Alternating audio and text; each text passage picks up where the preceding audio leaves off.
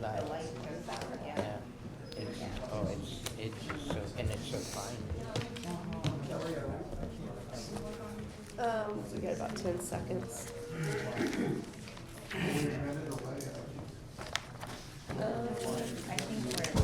I think we're almost ready. I think.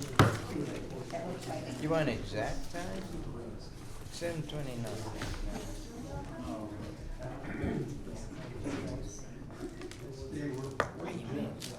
Snickers to think about.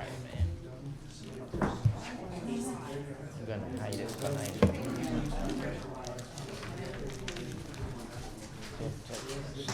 I will take this Snickers.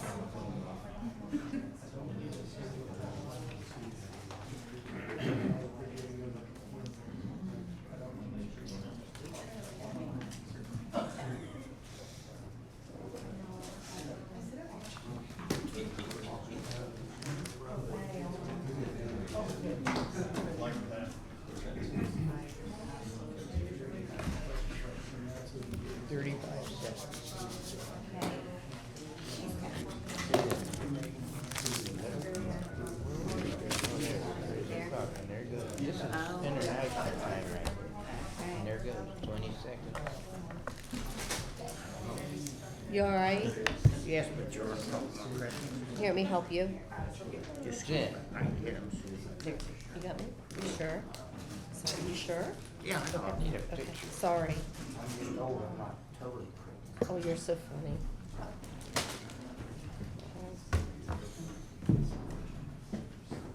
Good evening, Washington Courthouse. It is approximately 7:30 PM on August 27th, 2025. Time for our second regular meeting of the month. At this time, Mr. Blair will offer the invocation, and Mrs. Paul will lead us in the pledge. Let us pray. Father God, we come before you tonight in the name of your Son, Jesus Christ. I entreat you to search the hearts and motives of we who are charged with the responsibility of meeting the safety and varied needs of our community. I ask for your blessing on our endeavors as we seek to do what we are called to do. I pray for our community that you will create a spirit of peace as we emerge from what is arguably the most serious issue our community has faced in recent memory. Grant us the humility to learn from this experience and the wisdom to implant changes necessary for the future. Now endow us with wisdom and understanding as we do the work put before us this evening. May it be for the benefit of our community as a whole. And now, I pray for each person here this evening, those who will speak and those who are here just to observe. Let their conversation and participation be edifying to all who are present. We ask all these things in the name of Jesus. Amen. Amen. Join me in the pledge. I Pledge allegiance to the flag of the United States of America and to the republic for which it stands, one nation, under God, indivisible, with liberty and justice for all. Roll call, Ms. Leach. Have Johnson, Here. Schultz, Here. Blair, Here. Call, Here. Chrisman, Here. Hawk, Here. Lynch. Here.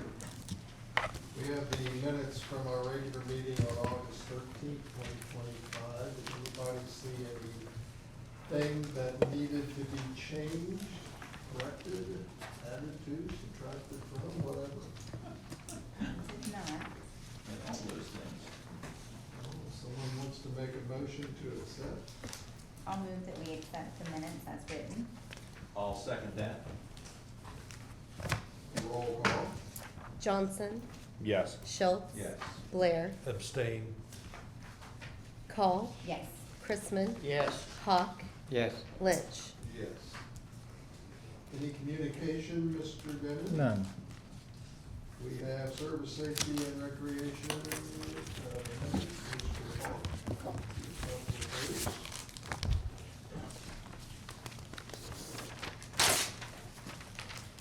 The Service, Safety, and Recreation Committee met in the council chambers located at 105 North Main Street on Wednesday, August 13, 2025 at 6:30 p.m. Ted Hawk presided, and those in attendance were Mr. Jim Crispin, council member, Mr. Caleb Johnson, council member, Mr. Steve Schultz, council member, Mrs. Sylvia Call, council member, Mr. Dale Lynch, council chairperson, Mr. Gary Dean, service director, Mr. Jeff Venari, police chief, Mr. Mark Pitstick, city attorney, Mr. Joe Denon, city manager, and Melissa Havens, Fayette County Emergency Management Agency. Number one, Mrs. Melissa Havens addressed the committee regarding warming and cooling centers. Mrs. Havens noted the community's resilience and is often self-sufficient, reducing the need for publicly funded cooling centers. Mrs. Havens stated that warming centers are needed more than cooling centers. Mrs. Havens noted the current public places such as the library, Commission on Aging, to cool off or warm up. The committee recommended that monitoring continue with EMS and the emergency department reports regarding heat and cold related issues. Number two, the discussion occurred regarding Fayette County Dog Shelter, specifically a request from Mr. Blair to subsidize the dog shelter with city funds. The committee noted that city residents pay taxes to the county and that additional funds from the city would in effect result in the city residents paying more for the shelter than other residents of the county. All present expressed a desire to cooperate with Fayette County, but also represent the interest of the people of Washington Courthouse.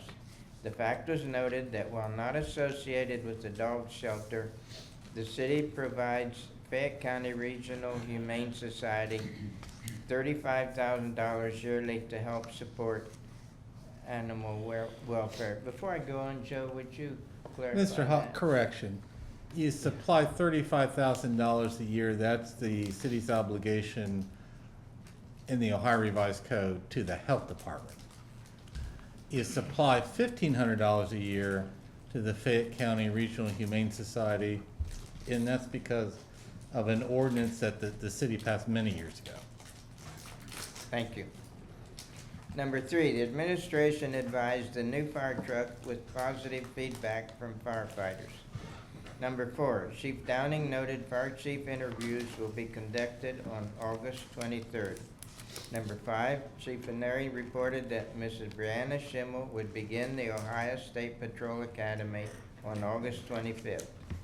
Number six, Chief Venari noted that applications were being taken for the police patrol position. Number seven, the committee recommended legislation be brought to council accepting the bid of Fillmore Construction for the OPWC project not to exceed the amount of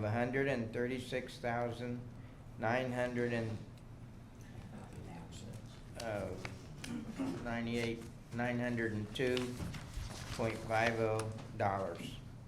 for the Market Street and Clinton Avenue roadway improvements. Joe, could, what were?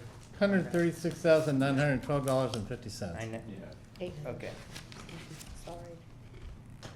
Number eight, the committee noted that the street department was preparing for the Scarecrow Festival. Number nine, the administration advised the committee of ODOT paving project on Leesburg Avenue to the county line that will begin in 2026. Number 10, the committee noted ODOT's plans to add new semi-truck parking spots on State Route 35 and State Route 22. Number 11, the administration noted spraying of mosquitoes would be scheduled for the following week. Number 12, Mr. Gary Dean advised that water distribution had completed several repairs to catch basins and maintenance issues. Number 13, the committee noted that facilities maintenance had completed painting and maintenance of the city administration building. Number 14, the administration noted the ongoing road problems caused by the gas company due to the PUCO mandates for service removal. Respectfully submitted, Ted Hawk, Chairperson, Service, Safety, and Recreation Committee, Mrs. Kelly Ford, Recording Secretary. Thank you, Mr. Hawk. Any questions? on number 7, that, sum just needs corrected. Right. But otherwise, with that correction, I'll move that we accept the minutes as printed. Second. Roll call. Johnson? Yes. Schultz? Yes. Blair? Abstain? Call? Yes. Chrisman? Yes. Hawk? Yes. Lynch? Yes. Reports from our city officials, Mr. Denver. Mr. Chairman, excuse me a Oh, second. that's right. Yes. I'm sorry. Go ahead. Okay.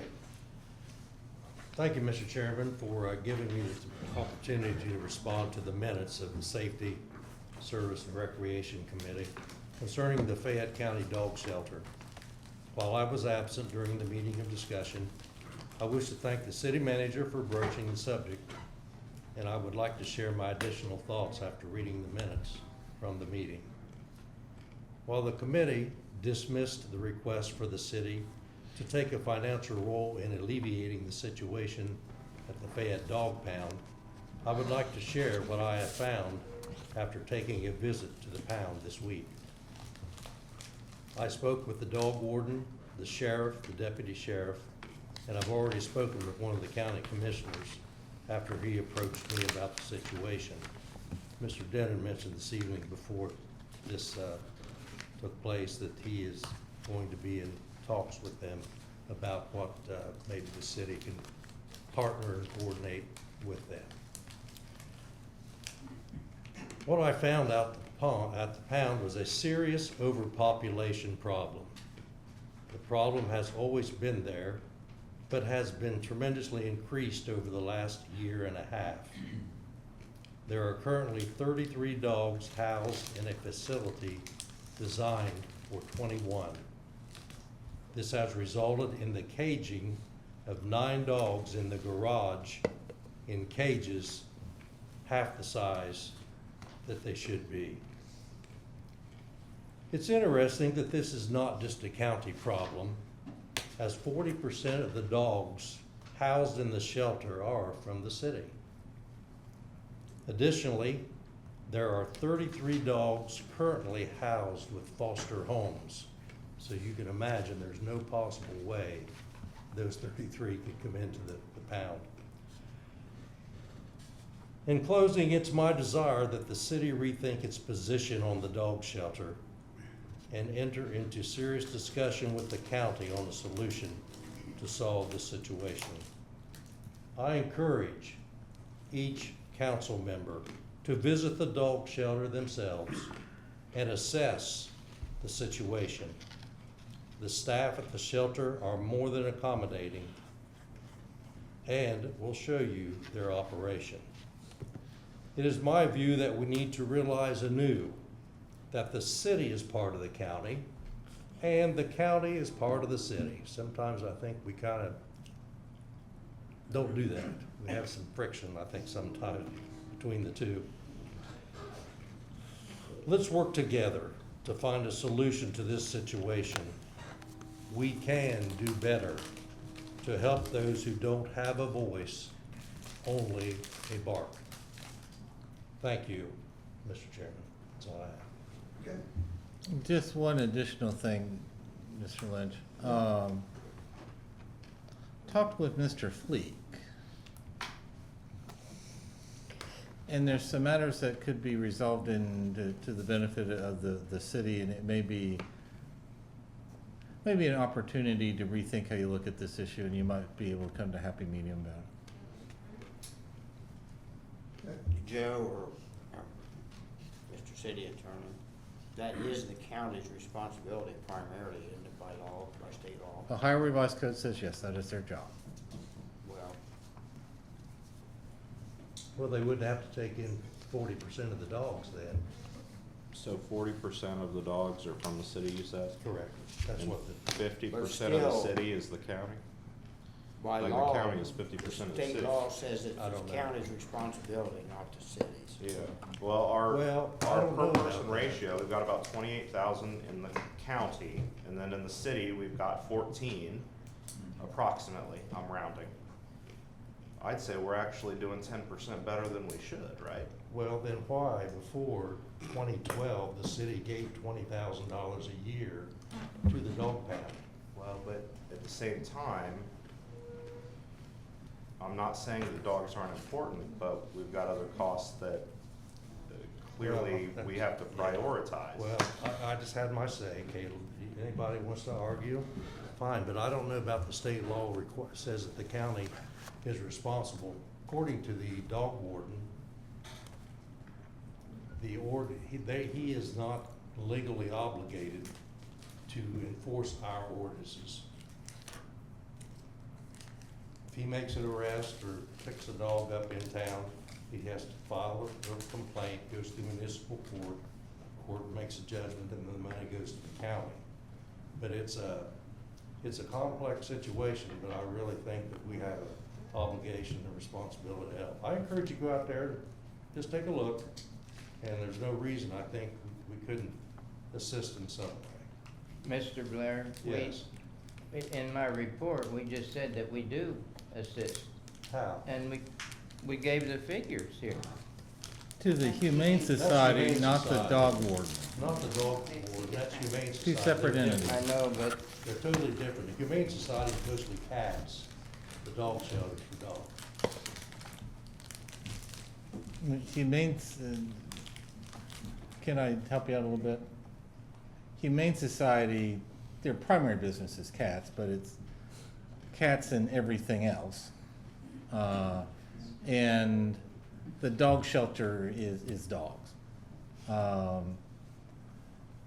The city, many years ago, yes, did supply $20,000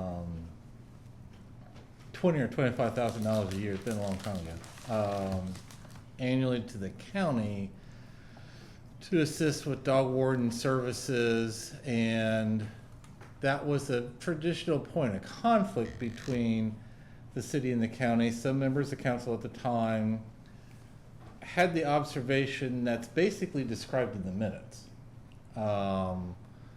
That you're a city resident, you've already paid county taxes, and if the city then supplies additional funds to the dog shelter, then the residents of the city have disproportionately paid for that type of service.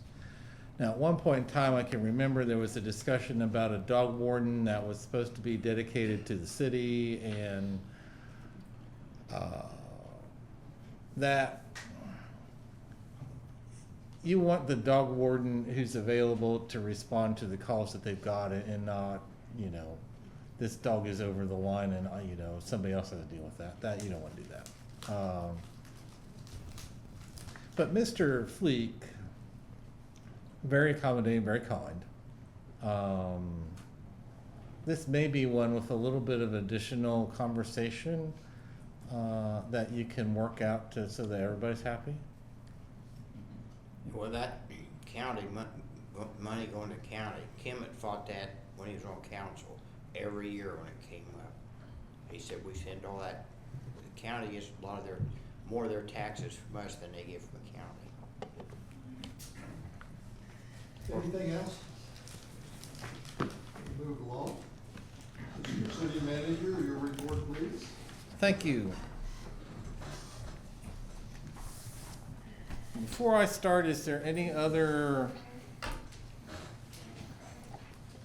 canine committee questions or anything like that? Okay.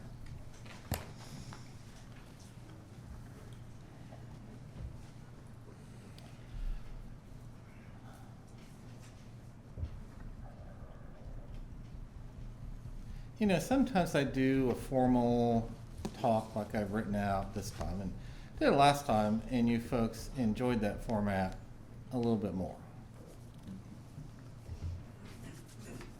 You obviously have some folks here, and I would guess that the topics, water bills and the cyber attack. And I'm going to read what I prepared to talk about tonight. We continue working with cybersecurity experts to ensure the integrity of our systems and to prevent future incidents. Water and wastewater billing systems are now fully operational, and billing is functioning basically normally. Now, online billing,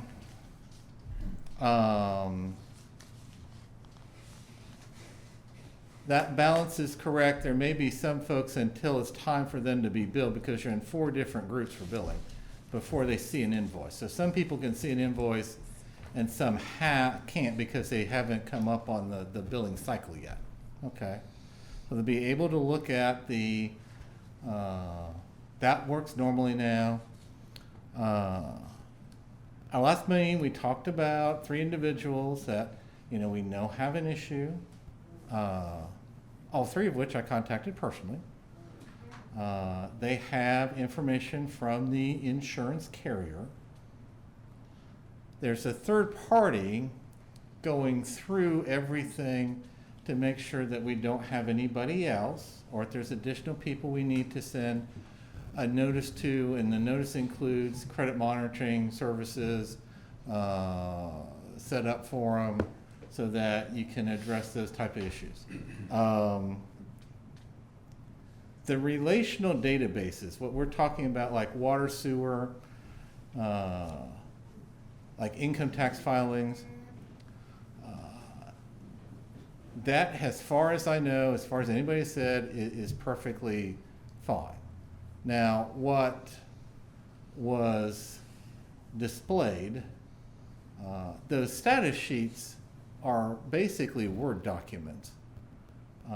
So that information, that relational database, we believe, everybody's told me that is perfectly, at this point in time, okay. Now, we'll go through everything to make sure. If you set up payment with the city for like water or wastewater billing, we don't retain that, like your credit card information. That's a third-party processor. So that you don't have to worry about. There is increasingly, it gets fewer as time goes on, customers that the first way that you could basically automatically pay was that old electronic transfer system. So there are some folks there where inside that water information we have all their checking account information, because we have to go pull it out, so to speak. So there is a small number of customers there. Over time that dwindles, but that we think is safe. The other thing we started to go through is look at all the places where we don't need to collect like personal information, like status sheets. Every employee has a city employee number, okay? So on a status sheet, you could replace where there's a social security number with an employee number. That water contract, we don't need their social security number. So you've gone through that, and you continue to work through ways to make this better.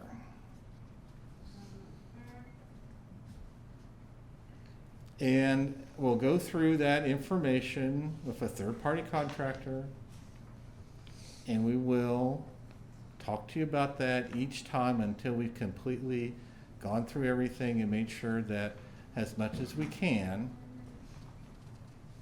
that is everything that we need, should do. Now, I want to apologize. At the beginning of this,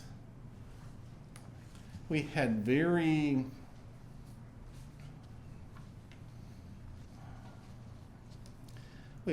high expectations about how quickly we could put this one back together. And that meant that we weren't particularly clear in some instances about how we communicated with people. And then there was a variety of situations or variety of issues that different folks had different opinions about what we should say or how we should say it, and so forth and so on. Going into the future, hopefully you don't have anything like this. But I would like it clearly concluded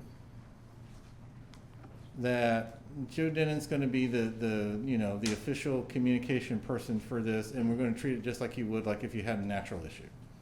Like if you had an ice storm, I'm gonna do what I normally do.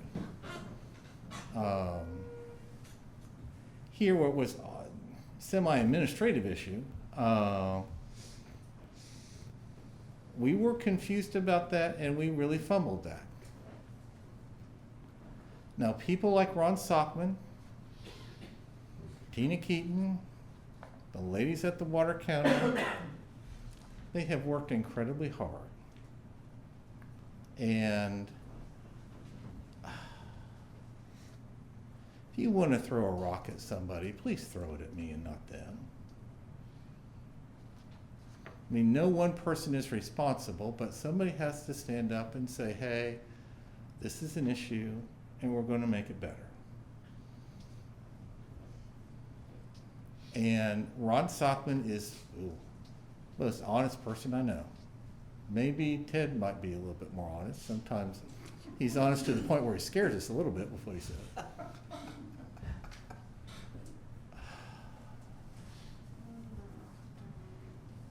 Tina Keaton, there's no employee that works harder. And the ladies at the water counter have been very dedicated to trying to make this better. Now, practically, for a while, 3 months, Ron, we repeated their last bill, okay? So for all practical purposes, you've gotten an estimated bill. Now that occurred at a period of time in the year where typically water usage is a little bit less. So now that it's gotten red, if they haven't paid, that usage is a little bit more than usual, which to us we thought was a little bit of an advantage because we didn't want people's money if we weren't supposed to have it. Some folks initially, the first time that they went on this adventure on August 11th, those online payments, they were there, but they weren't showing up on the account. And that caused a lot of consternation. But that is something that they work very diligently to deal with. Now, again, my suggestion is, beyond any shadow of a doubt, you look at Joe Denon and say, you're the city manager, and you're the one that is going to communicate even on a non-natural disaster type issue, okay? Now, there are some systems, like in some of the departments, that we still need to work on a little bit. But basically, you've made that better. Now, at the end of this, I think that it would be wise if we sat down and we thought about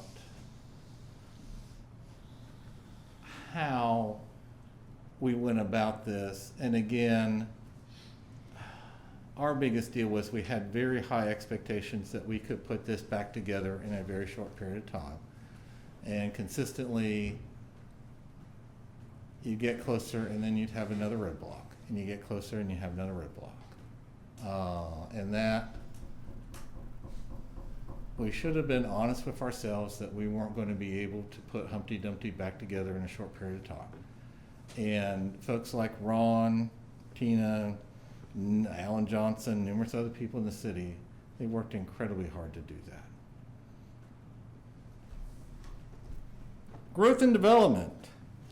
You got legislation for Merritt Way on its second reading. That reflects our commitment to thoughtful and sustainable growth.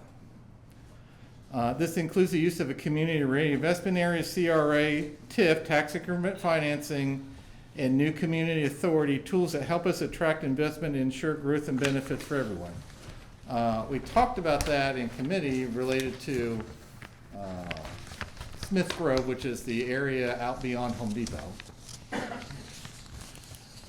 Complex.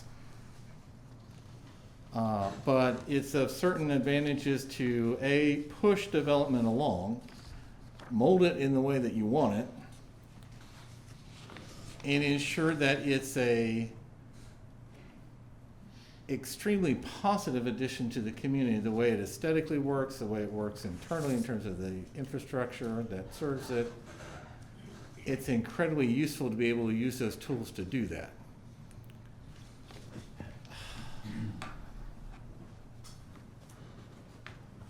But again, it is not the easiest thing we've ever done. So we've done things with tax increment financing before with that area around Home Depot. And you put that together, and that in the long term has been a positive thing for the community. If we hadn't done that, then Jim wouldn't be able to go to Roosters, I think, 3 times a week, because it wouldn't be there. That complex but useful. What I think is exceptionally good news is HLG, what we usually call Honda, the battery plant out there, that their workforce is going to go back up to about 3,000 construction workers, and that looks like they'll be out there for another 6 months. That is very positive news. Not only is the economic activity good, long term, you see that commitment from those folks continuing to develop and progress. Amazon's workforce is going to be projected about the same number of people, about 3,000. So that will be a positive thing as that progresses. And I can't stress the relationship with the Jefferson Township trustees, how pleasant that is, and how important that is to us. And talked to them today about Amazon a bit. And they've just been a pleasure to work with, and it's been a very positive thing. On the horizon, let's see, it was yesterday, Scotty of Scotty's Brew 22. Now, everybody has a little bit different opinion about alcohol, but let's look at this as a social gathering spot. Scotty, he's incredibly passionate about what he does. Now, he's done a great deal of it himself, which means it's taken a little bit longer. But that is just on the horizon of opening up, and I think people find that to be a very nice addition to the community. Also, Branson Moody at Vinyl Coffee. Old building, some issues that they didn't anticipate or didn't know about until you took some things apart and looked at it and like, well, that isn't the way it's supposed to be. So we've worked with him, with CIC, to move that project along so that here in the relatively near future, he'll be opened up and rolling. And that, I think, are two things that are very positive. And when you work with CIC, I got to stress that that isn't some foreign entity. That's basically, the board members of CIC, it's me, it's Mark, it's Kelly, it's Chelsea. That isn't some foreign entity. But there we use that in a lot of cases in some different small business opportunities to make things work when that tool, when it makes sense. The Fayette County Adena Medical Center, you got that under construction. We're very pleased about that. And that contractor is the easiest large project contractor we've ever dealt with in the history of Washington Courthouse. There isn't anything that we've asked for that they've even flinched or hesitated that, we want this done. And they've done, we interact with them a lot at this stage on the utility side, on the street side, and, there's a fair amount of back and forth. And they've been just exceptionally nice to work for, and I wanted to stress that. Now, it's back to school season, and you got the Labor Day weekend coming up, which Labor Day, some people call that the end of summer, and the weather's changed. I think you're looking forward to a beautiful weekend, but with back to school season, you folks need to be considerate of buses and bus drivers and kids. And, you know, that's something you get used to, the bus not being there on that route. And, you know, you might speed up a little bit, which we really shouldn't, but a lot of us tend to do that, and I tend to be one of them. But with those buses moving around at different times in the community, you need to pay attention to that if you would, and exercise a bit of caution. Looking ahead, coming up, you have the Scarecrow Festival, the weekend of the 19th of September. It's a great opportunity for community. Kelly puts in a tremendous amount of work. I'm out there all weekend long, which actually I have a lot of fun. Now, you got to deal with a lot of all the problems nobody else wants to deal with. But you know, you work them out and you move on. And this year you'll have everything from axe throwing to dinosaurs and lobster, which I hope they do well. I'm a little bit skeptical of lobster, especially if the weather's hot. That might be something I might pass on. But bourbon chicken, French fries, and a lot of local churches and local organizations, you know, they take the opportunity to be out there and put together some of our favorite things, and they have a lot of fun. Rotary Club, that lemon shake-up stand, that's one of the primary ways that it pays for, like that scholarship program for kids when they graduate. I mean, it's the money that they make off of that really keeps that part of it afloat, and the various charitable donations that they make, that's a big part of that. In closing, you know, the community's growing, but please don't worry about that it's going to become unfamiliar. It's still going to be the town where you know people, where you interact with them in a positive way. That's still going to be there. So sometimes when it's happened before, when we experience some growth, we can get a little bit nervous about it. And we can, you know, say, I don't want to become a big community.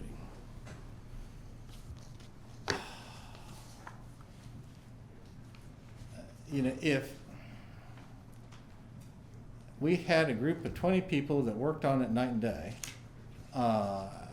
Washington Courthouse is not in the next 10 years going to turn in Columbus, Ohio. You don't have to worry about that. You know, you're working through with OSU that strategic plan. We've looked at a transportation plan about how people move around not only Washington Courthouse, but the community as a whole in the long term. You know, we can make this a very positive event for the community. You have a very dedicated group of people, in particular folks from the farmers market. You know, they're incredibly interested in how you expand opportunities for the farmers market, and like an outdoor, they use the word pavilion, but you know, a lot of communities, you have an outdoor space where you could have like some music. It becomes a social gathering point. Now you can do that in a lot of different ways, but they continue to look at where a logical location is and where that is feasible and how that can work. And why I've got the crowd here tonight, Tony Penwell, Tony's Welding, done a tremendous amount for the people of Washington Courthouse even before we got him involved with downtown buildings.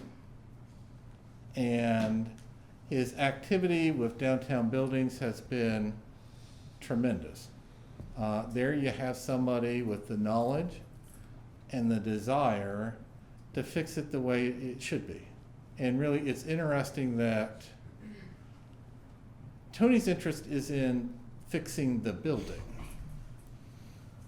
So he's rather flexible about its use after that point in time, which is a positive event. But again, pleasure to work with, and if you see him, you need to thank him for his activities. That's all I got for tonight. Any questions, Mr. Devon? Joe, under the cyber, thank you, Yes, sir. by the way, for your report. Under the cyber section, you said 3 individuals. Is that 2 employees and then 1 business? 2 employees and 1 person who had a business in Washington Courthouse. They retired, and now that business is no longer there. Was that an EIN? That was a W-9, which is that tax form, which I just told you, you don't have to worry about tax database. A W-9 is a tax form that, like if we're going to, let's say you're a contractor for the city and you're gonna, I don't know, pave a road. We gotta have a W-9 on file. And they're gonna identify that typically with their EIN. That's how you typically fill those out. But that individual, we treated it just like it was a social security number. The insurance company did want to do that because they whined about you're setting a precedent. And I'm like, for safety's sake, we're gonna do this. So that is how that was dealt with. So, and you mentioned a little bit, the insurance provider. I know that they said that there was some compromised information last time. Uh-huh. But then we found out in the interim that that information was posted publicly on X since July 30th. And I believe I found that information out on the 22nd of this month. So for 3 weeks it was up with their social security numbers exposed. Yes. And of course, if it's an EIN, I understand that's a publicly available number already, so there's not really as much harm there. But as for the other 2, why didn't the insurance company or the professionals that they, of course, contract through monitor any of this information? Personally, I was able to search Washington Courthouse cyber attack, and it came up in Google. Yeah. Did they offer any explanation for their failure to do so? At this point in time, no. But that to me is fairly pathetic. That I would have thought that you would have had a means to monitor that because you're dealing with folks that deal with this every day. But that I'm really extraordinarily disappointed in. When it's time for our insurance renewal, that might be something that we think about. So they were confronted with the information and provided no response. They contacted, at one point I know, a person who writes about those type of issues. That identified it on one website, and they asked him to remove the personally identifying information, and he did. Now, apparently, before he did that, then somebody else had posted it elsewhere, or somebody else posted it elsewhere to begin with. Or they obtained it the same way he did from the dark web.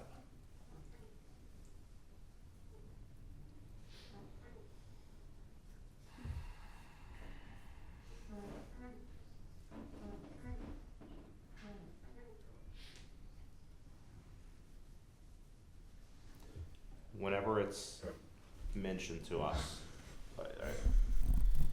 the phrase "we're always working closely with the experts" is used. I've used that because that's what I've been told. Yes. It doesn't feel like we're able to do much working, quite frankly. It feels like we're doing more watching And a lot of that's because, I mean, and I personally, I don't know enough about cyber stuff personally to do anything. I know that's probably the same for everyone up here, unless someone's a secret cybersecurity expert. I don't think we have anyone in the city who can handle the complexity and level of this situation hired right now that through the city, right? I mean, it's the only people handling this are professionals through the insurance company, right? You work with the vendors identified by the insurance company, yes. And so we're just, I mean, watching and hoping that. Well, I mean, it requires, like for an Alan Johnson, a tremendous amount of interaction. You also have a vendor that, you know, we identified to some issues that, you know, you're going to put together and improve things. You've worked with them. You know, the legal advisor for the insurance company, because I asked about, you know, should we go ahead and inform like every city employee? And the observation they made is that you can't tell them that because you don't actually know at this point if that is correct or not. We went ahead, we put together a letter, we did provide it to them with some information, you know, it said, you know, you've had 2 employees. I don't have any reason at this point in time to believe that your information is an issue, but you have had 2 employees, and it provided information about like credit monitoring and those opportunities that are available to you. And then because you've had 2 status sheets compromised, there's some other issues that we're exploring for employees to make their life easier if they had a credit, you know, if they had a problem related to this.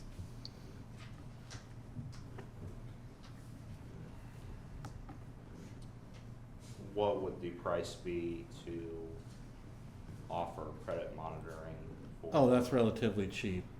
I mean, that isn't financial part of it, anything to worry about. Have we looked into that? That's what I'm talking about, the identity credit option. And not just for employees, but for everyone in the Oh, city? no, anybody where they identify that they've had a data breach.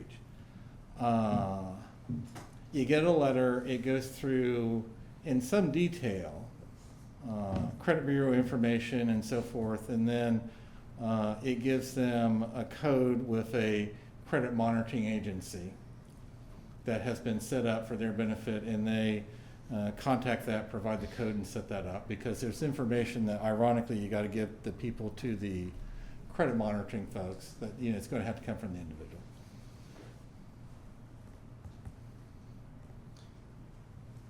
I mean, I can only speak for myself. I know that you and I, Joe, are not experts in this, and I couldn't No. fix the problem myself. I wouldn't know where to begin.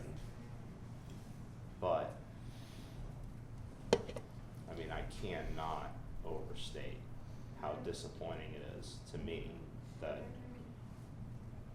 I mean, it is not just a citizen, because they are citizens, but, you know, also taking into consideration that they are our employees and we're supposed to have their backs Mm-hmm. for 3 weeks. Yes.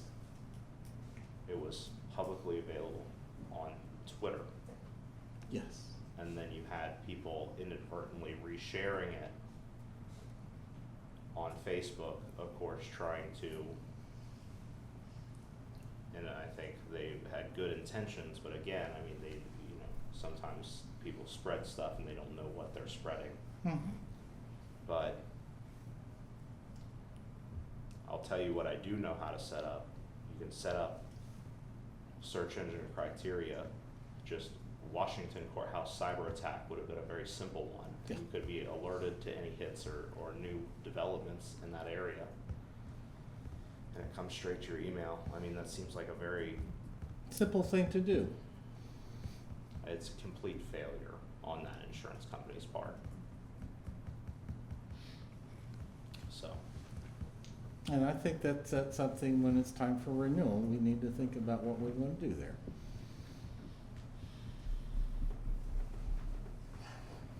have any understanding of what they said 134 gigabytes of information. Do we have any other idea of what those documents or data contain? Gonna be like Word files. It's a big chunk of pictures from like the Scarecrow Festival. But no, it's primarily Word documents that individuals had on their individual machines. I mean, they could have been stored on a server drive also, but it's Word documents. Well, we've gone through an exercise to try to think about any other places where you would have had in a like a Word document, like personal information, personal identifying information, and you arrived at the status sheets. Now,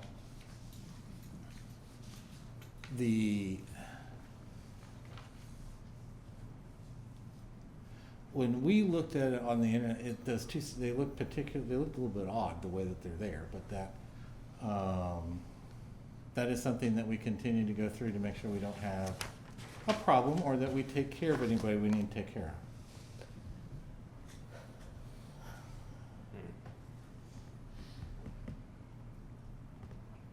Have they given a date that everything will be back up and running?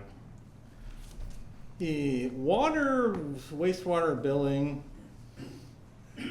again, that's just working through the 4 billing cycles so that, right now, basically that works completely. Except for there would be some folks when they log on there, they're going to see the correct balance, but they're not going to see the invoice that goes with that because it won't, until they get billed, it's not going to be there.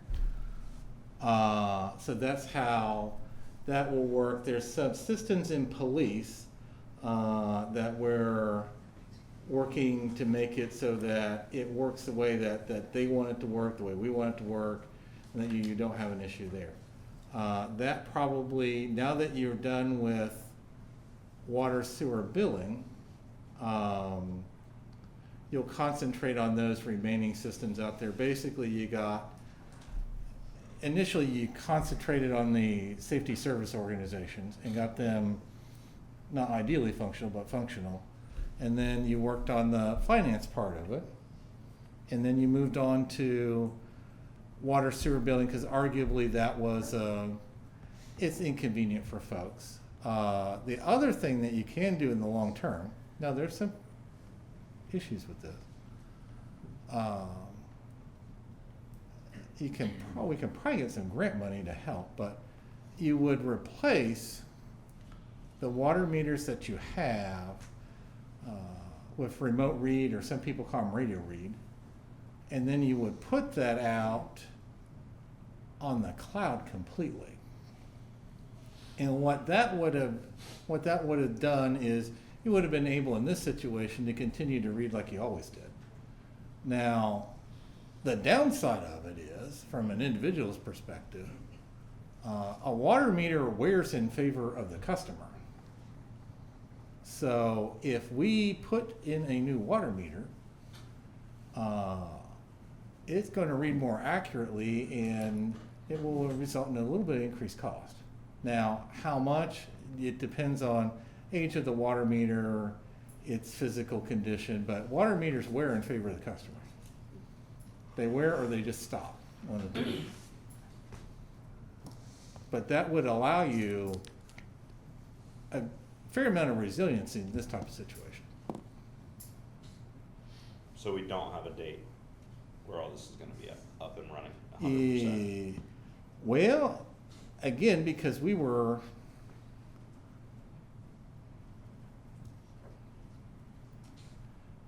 tried to do this, and we thought that we had great confidence in our ability to put it back together in a relatively short period of time.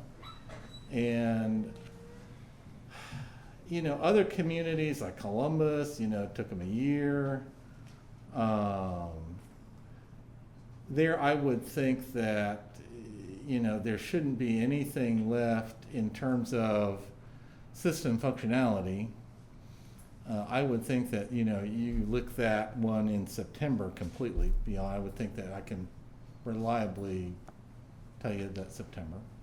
But I will clarify that again with Allen and company. Now,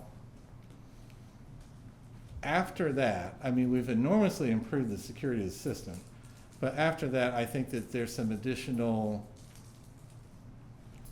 review and work we need to do with that to make sure that this isn't going to ever be within the conceivable possibilities of recurring again. Now, it's kind of an arms race with a hacker. You know, you figure out better security systems and then let's get employed and hacker figures it, you know, it's back and forth. But that, when we're done in September, I'm not going to be particularly satisfied that we're done, even though theoretically you would have been to where you should be. Does that make any sense? It does.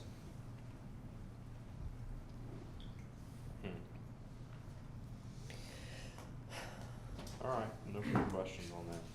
Thank you. Anybody else? I don't think so, thank you. Thank you. I have a feeling that's not the last we're gonna talk about. No, I doubt we will. Mr. Sockman gave us a very extensive report during the finance meeting. Do you want to summarize for us, Mr. Sockman? Sure.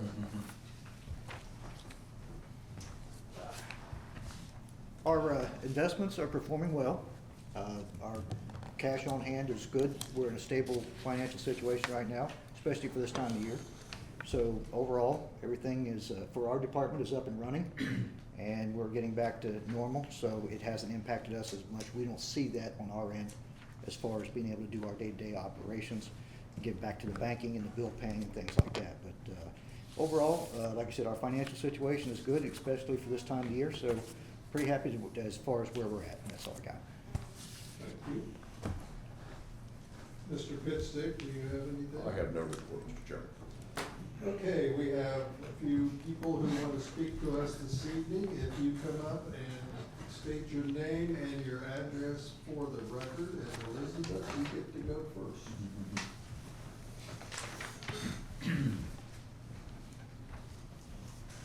My name's Elizabeth Taylor. I live at 9 Homestead Court here in Washington Courthouse. And was there anything else I needed to No, state for that's the fine. record? All right.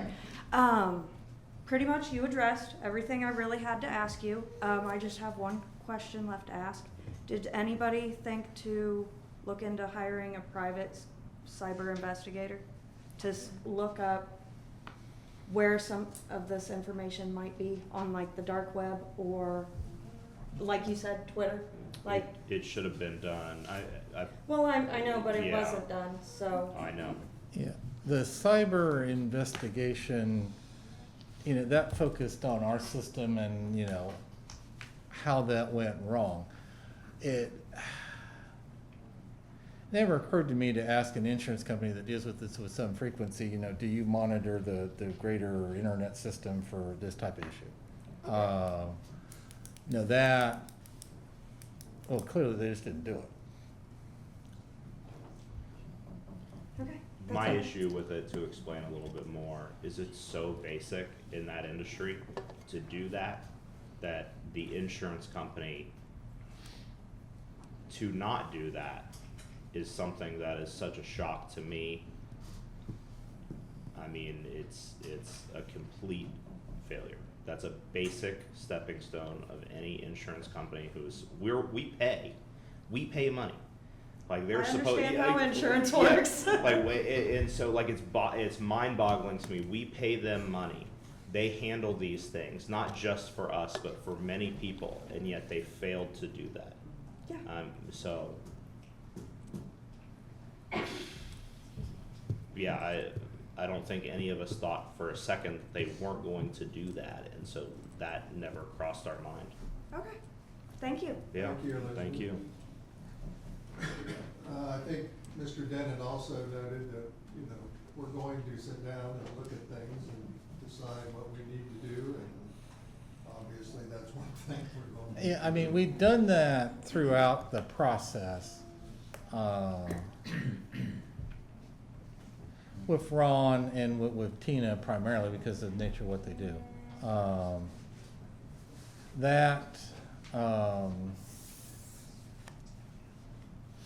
I mean, we've gone through security audits in the past. Quite honestly, that is something you did with some regularity with the insurance company. That and there's some issues that when you get your regular state audit that they go through. But even when they tell me this is put back together, I'm gonna wanna do some more things and talk to some more people, look at some more issues, just to be confident that that is correct. Krista, you're up.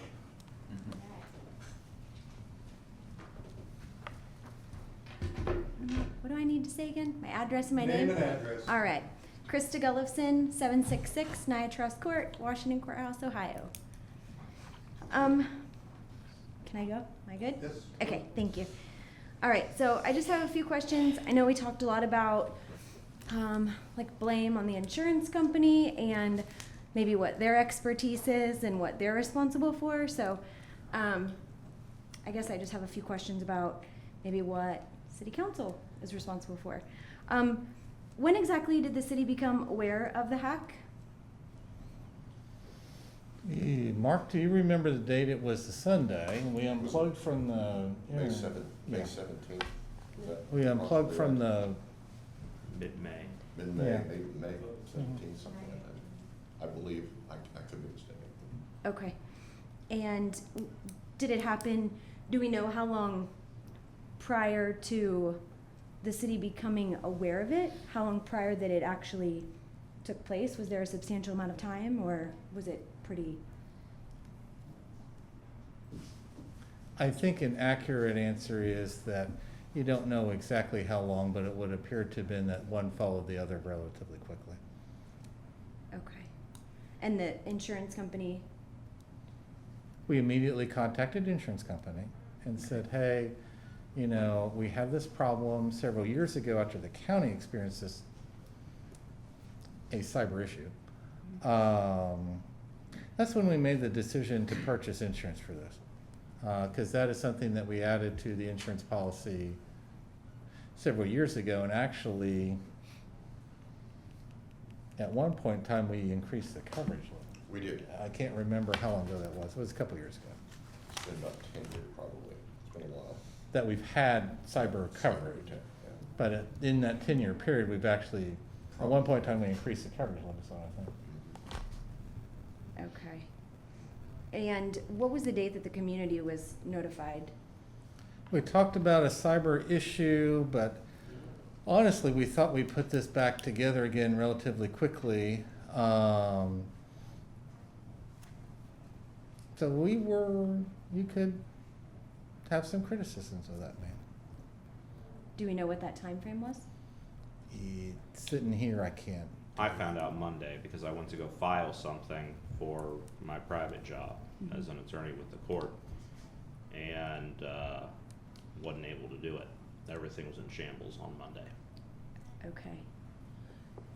So I guess my next question would be, what method was used to notify anybody that could have potentially been affected? Because at that time, we didn't know who was affected You in didn't what know way. where, Lily, you had to pick apart some things in the system to begin to figure that out. What's been explained to me is that this is basically a process. You initially regain control of the system. You lock out basically the hacker person, and then you're in the phase now where you determine if anybody has had their information compromised. I got a notice from a hospital the other day from something that happened some time ago. Now, if they just figured it out, I don't know what the time frame there is. But here, again, I've never done it before, but I would think that the process of determining if you have additional people with compromised information would follow from this point on relatively quickly. So how was everyone notified? If you a had community. information compromised, you get a specific letter. That provides you with information about credit monitoring. It also provides you with, a lot of other information about the credit bureaus. But specifically, if you have your information compromised, you have like a credit monitoring identity theft service set up for you, and you have a code where you log in and you take care of that way. I guess I'm asking more so as just good communication to Mhm. residents in the community that different services and municipalities were impacted. What was done to let everyone know? You know, we talk about it in our public meeting. One thing that I've thought about, I haven't talked with them about, so that people would get used to it, is if we did, I don't know what the correct terminology is. I call it, like a podcast. If we did that on a regular basis, you could have a variety of subjects, but so that people are used to that being there. And then when you had something like this, you talk about something like this. Now for a while, you know, that might be something mundane as, my neighbor's tree is growing over the property line, what can I do about that, what can I do about that? But you do that on a fairly regular basis so that people are accustomed that that's there, so that we've got a way to talk with them in a more direct way and through media that, let's call it non-traditional. It might be something, ma'am, you know, that I might talk to you about, because do you have some sort of cyber experience or internet experience or something? No. Okay, I thought you did, okay. Gail, how soon did the Record Herald have an article out about the cyber attack? When it was brought up at the very first time in the council meeting, I wrote about it in that next, Okay. I wrote the article within 24 hours and it was posted online because we're all digital now except less than a week. Yeah, Now, Someplace in May. yeah. okay. 28. The one thing that you need to think about in those situations is initially, you don't necessarily know everything that you knew, that you figured out since that period of time in terms of factually what's going on with the system. Yeah, did we have any, were we able to work with the county to send out any like Nixle alert or something like that? I know that they have those in the county. We set up, we routed a lot of police stuff through the SO. Nixle is really the weather-related system, in my experience, but no, we did not. Okay. We didn't use the Nixle system to try to do that. I've seen them use them for crashes and things They've like used that. There was for one accidents, yesterday, yeah. actually. So, For a I mean, semi. the other technology that exists is used by the school district, where you send out the text messages to folks that have signed up for that. That could be something that you do too fairly effectively. Okay. But, you know, the traditional way that we've talked to people in the community isn't working for a portion of the community. mhm. And you need to figure out a way to address that. Of the ones we talked about, Chris, which one is most attractive of a solution to you? I don't know, I think there needs to be, and we've talked about this last time, and I was gonna actually ask follow-up on this. There needs to be, for example, last time when I asked about a way that people could either get a recap of a city council meeting or attend a city council meeting if they weren't able to physically be here, because there are obviously numerous people who can't attend for a variety of reasons. Yeah. So I think there needs to be some kind of platform, whether it's live streamed, and there can be questions taken somehow from people that are at home. I'm sure there's a way that, listen, I don't know all the opportunities, all the potential, different platforms, but I would think that in this day and age, there's a way to do that. So that if people even just want to watch from home while it's happening, because I will be very honest in this. So when we talked about it last time, and you suggested we could read the Record Herald. That kind of works. I know you said clear the cache and cookies and da-da-da-da-da. Not everybody's able to do that. Not everybody wants to do that. And quite frankly, if I'm just being candid, I don't think you should have to do that. Do you know what I mean? If you want to access your city council meeting, you should be able to. Mm-hmm. If you physically can't get there. I also, I feel that the recaps written, they do come with bias, whether intentional or not. They do come with bias in the fact that what is chosen to be written about or what is chosen to be left out. Some of it, of course, is word for word, but there is a bias inserted, so it doesn't allow the reader to get a true representation of what really happened, if that makes sense. That makes sense. So are you suggesting an independent one or one that we publish? Because if we publish it, someone's going to say we're biased.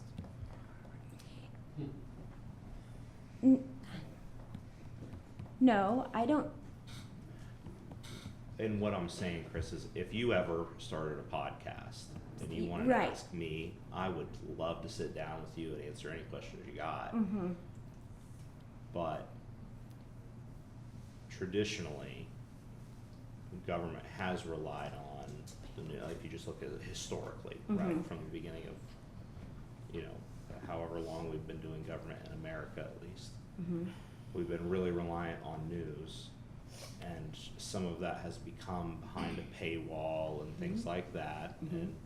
But on the other hand, I've never shied away from sitting down with any other, what I call independent media, Yeah. right?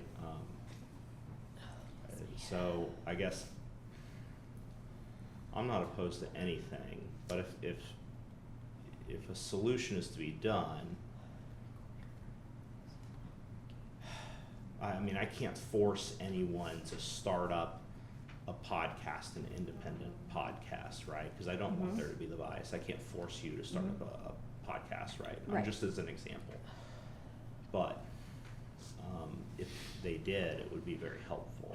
Mm-hmm. Because I think at the end of the day, and I'm not saying that we don't have an obligation to put things out there.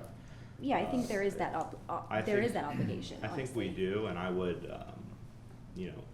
again, support that in whatever one good way that, we can all agree on. If someone, maybe a poll needs to be done or something like that, or if you have a suggestion on a particular medium, but Even the same- even a live stream on a platform, maybe YouTube. I know the videos, the city council meetings are posted.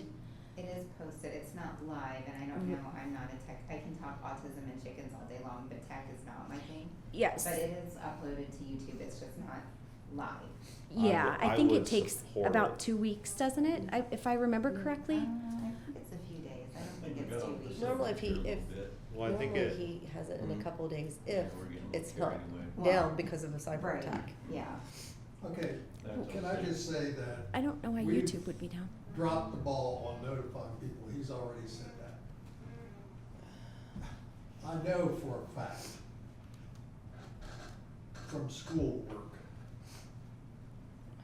nobody thought about having to do all these things at school to protect them from shooters until Columbine.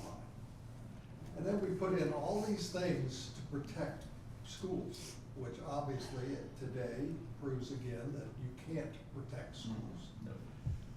We have learned from this. Did we expect to have a cyber attack? Maybe we should have, and we did get insurance, which tells me, yeah, we thought there was a possibility. But until it actually happens, it's just like a school shooting. Until it actually happens, how are people gonna react? What are they gonna do? Even though they know it, it's possible, we screwed up. He already said that. When it came to notifying people, we're going to do better. I promise you that. I appreciate the accountability in that because, like you said, you don't expect it to happen. You don't think it's going to happen, whatever the case may be. I think it's what happened after it happened, or what, better yet, what didn't happen after it happened, where a lot of people, because I'm not just speaking or asking some of these things for myself, I'm asking for a lot of other people as well. So I think what didn't happen afterwards is where a lot of people are concerned and upset. And we're going to do better. I promise you. Thank you. And so, if you have another question, I'd like to move along. We've got other people that want to speak to it. I have more, but thank you. Was the ransom paid? No, The ransom wasn't paid? no. Okay. We absolutely were never gonna do that. I Okay. mean, cause not only do you not wanna give money to a criminal, you give them money, and you know, if they don't delete it, I mean, how do you really know that? And it's not like you can go to the Better Business Bureau and say, hey, Yeah, I paid not for gonna work this in and they this didn't do it. I mean, that is an option here.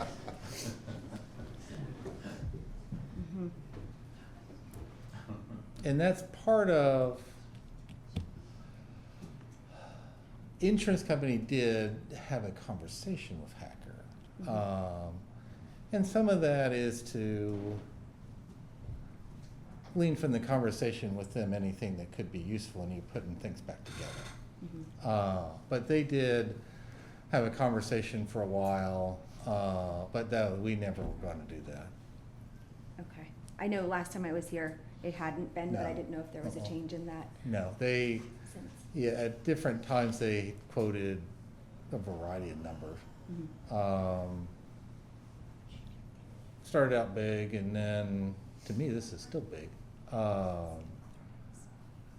I think that the last time it was $300,000, which was a lot less than what they started out with, but still is not, we're not gonna do that.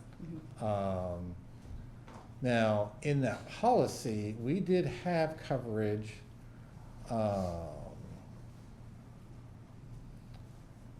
that would have covered like a ransom payment up to $100,000, I think. But we never wanted to do that. I mean, the only scenario you would have done that in is that there was absolutely no way that you can decrypt things to get it to work again. I mean, there you would have had to have a group conversation about what you wanted to do. But that, you know, you're not going to reward somebody that has victimized a community. Understood. Thank you, Jim, for your concern about the dog shelter as well. That's really important to me, so I hope there's more consideration put into that. I know there's been some money spent recently that probably could have held off for a little while and been spent, you know, differently. So maybe we can find a way to help the county dog shelter as well, because I'm sure everybody can, amongst all our differences, we can all hopefully care about some pups. So, yeah. Okie dokie.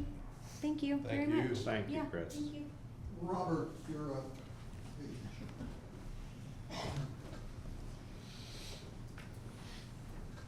My name is Robert Page, live at 221 North Street, Washington Courthouse, Ohio. Appreciate the time I have tonight. And if there's any stones to be thrown, that would be at the hackers, right? So I'm not here to throw stones at you all, because I know the enemy is the hacker, and I'm here to just to ask some questions. And I don't know your format. I did put a lot of my questions on paper. Can I give Those should make it easier. There's a few copies here, and I'm just hoping to get a few questions answered.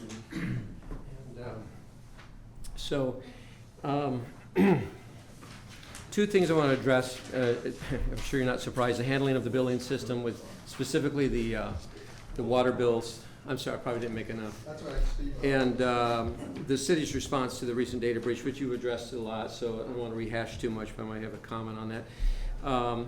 Maybe I'll just go through them all, and then you can just answer at the end there, make it quicker. Over the summer, I received a monthly bills stating that I had no past due amount. And it said that I'd be paid by draft. Okay, well, I don't read the newspaper, I didn't know they still existed. Okay, so I had no idea there was any hack until just a week ago. I don't follow that. Okay, which is, a good point for those texts you were talking about, everything. I'm one of those guys who don't follow any of that. So I get this water bill, and each month I have all or some of them saying I had no past due bill, and it gives the amount and says paid by draft. Looks good. File it away, and we've been doing that for about 10 years. So I didn't feel like I needed a babysitter to go to my account to double check it, because you sent it to me in faith, telling me I had no overdue amount. So with that. These statements were inaccurate. No draft occurred. No notices were sent to inform me that the draft system had stopped. This lack of communication, I believe, is not acceptable and has now resulted in a large water bill. Okay, now for you millionaires in here, I mean, $355 is probably not large, but to me, $355 is a lot of money for our family. Okay, so my question is, and I think this would be good faith upon the city, a gesture of goodwill for us poor people. Okay, will residents be offered a payment plan to resolve these charges? And hopefully soon, since mine's about to be drafted in a couple days. And will the late fees be waived, and not have any kind of interest? So if I need to take a few months to pay it back, I can do that, since this was not my fault, right? I have a small savings account, but I'd rather not have to take the whole chunk and pay it this month. I'd rather just, put it out there. So that's one of my questions, and that's, of course, not just for me, but everybody that has been affected by this. That might be a good gesture on the city, because when I went down to the water office, their thing was, if you don't pay in this amount of time, we're cutting your water off. That was their response. Which to me was not a very good gesture. I've been paying faithfully for years and paying my taxes, and I own the homeless pantry in town, trying to help the people in the community here. So I thought, well, maybe they could have maybe worked a little more with me than just, we're going to cut your water off if you don't pay your huge water bill. So that's one of my questions. Are discounts being offered? Of course not, but that would be a thought.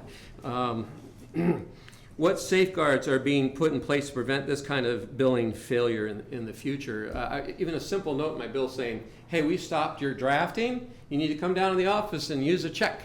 I would have been happy to do that. That's how I used to pay my bill for the first few years. I thought that would have been a simple communication effort there. And so, why was no direct notice sent to me and other residents about this drafting system? I was told it was put in the paper. Like I said, I didn't get that. Regarding the ransomware attack this year, which we've talked about a lot. The question is, why weren't residents directly notified? And do you believe that the city's response complies with Ohio Revised Code 1349.19, which requires timely notice if personal data was compromised? I read the code. I know there's a lot of arguments of what was hacked, and there's probably lawyers involved, and I'm not a lawyer, and I don't want to get into the argument, but I want to get your feeling is has Washington Courthouse abided by that code? It sounds like maybe not. My research shows that, yes, the breach did involve sensitive documents, and possibly mine. And what assurances can we have that this won't happen in the future? I think that was addressed. I think it was addressed also because I'm wondering, will free credit monitoring be offered to me for that? I often get that when Google is hacked, by the way. Just they have 2.4 billion customers, and they were just hacked. So I know if they're hacked, then obviously we're doomed. And this is going to happen again, by the way, because they're using AI is using algorithms to hack all this. So that's mind-boggling to me. And this is not a threat, but this is a question. Has this incident been escalated to the Ohio Auditor's Office or the Ohio Ethics Commission for an independent review? I think at this point, you need more people's eyes on this. Not pointing fingers at anybody. I respect your jobs. So those are my questions. I appreciate your time and attention to it. Respectfully request that either you can answer me some now, or you can follow up in an email or public clarification in future meetings. But these issues deserve transparency, as our community also needs answers. That's what I have. You want to answer something? Oh, yeah. Now. Water bill, the response should have been, and Mr. Sockman, the finance director, gentleman, blue shirt right over there. So Ron, if I misstate anything, please tell me. We're not doing anything in terms of shut-offs or anything for 60 days. There are no penalties, no interest charges. So essentially you have an additional 60 days to think about how you want to address that. But you don't have to worry about interest charges, you don't have to worry about penalties. Now, so basically you can pay, I think on the bill, what the discounted amount, is that the way it's expressed there, Ron?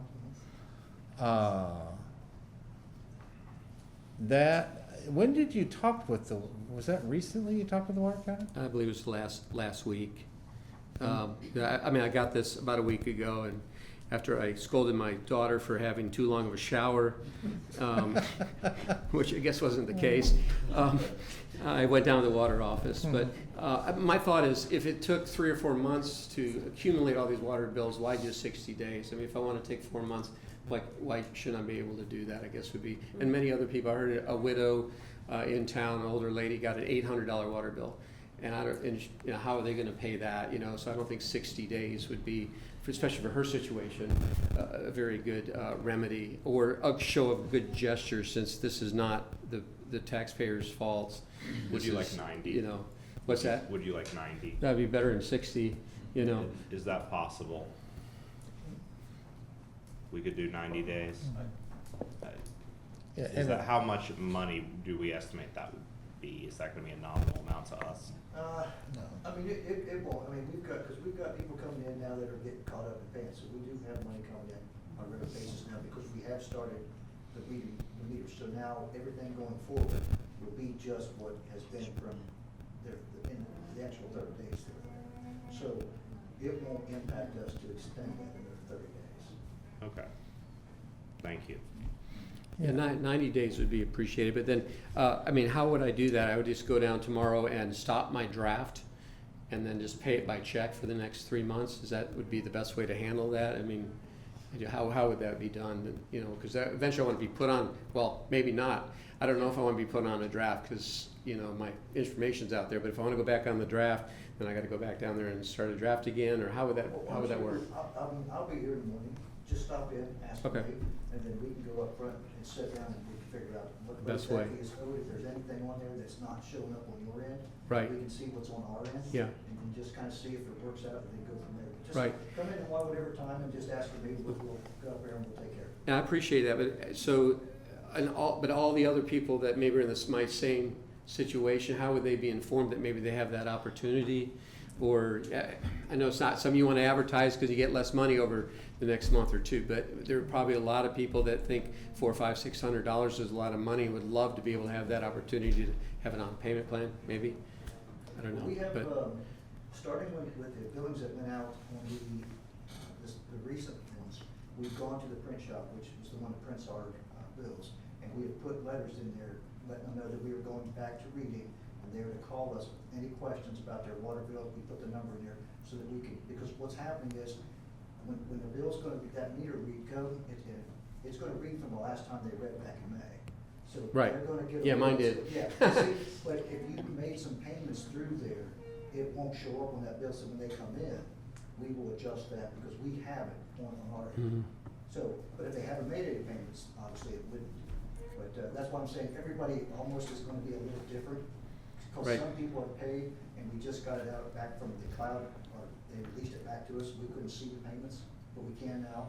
If they've come in and made a payment, it is on our system, it shows there too, so everybody is almost gonna be, and so if you paid one online and you paid one in person, the bill's not gonna reflect the one online because we just got those released. But we would have it on Okay. our, so, yeah, everybody just needs to kind of call or come in. Right, okay. And we do have them staying open until 6 o'clock all this week to answer any questions. They can call in. We have staff here till 6 o'clock so they can talk to them about their bills, how to handle it. So I guess before I leave, I would love the answer of why there wasn't any indication at all that the draft stopped. I mean, yeah, you say, well, I didn't look at my bank account. Well, why should I? Because it's been done for 10 years that way, and I got a bill that said it was fine with no overdue payment. So who decided not to put anything in there that said, hey, we're not drafting your bill, and if you don't want to get a giant bill in August, you need to run down here each month and pay it by check? I mean, would have that been a simple thing to put something in the bill stating that? I mean, maybe for next time we could avoid For that. a while, I don't think,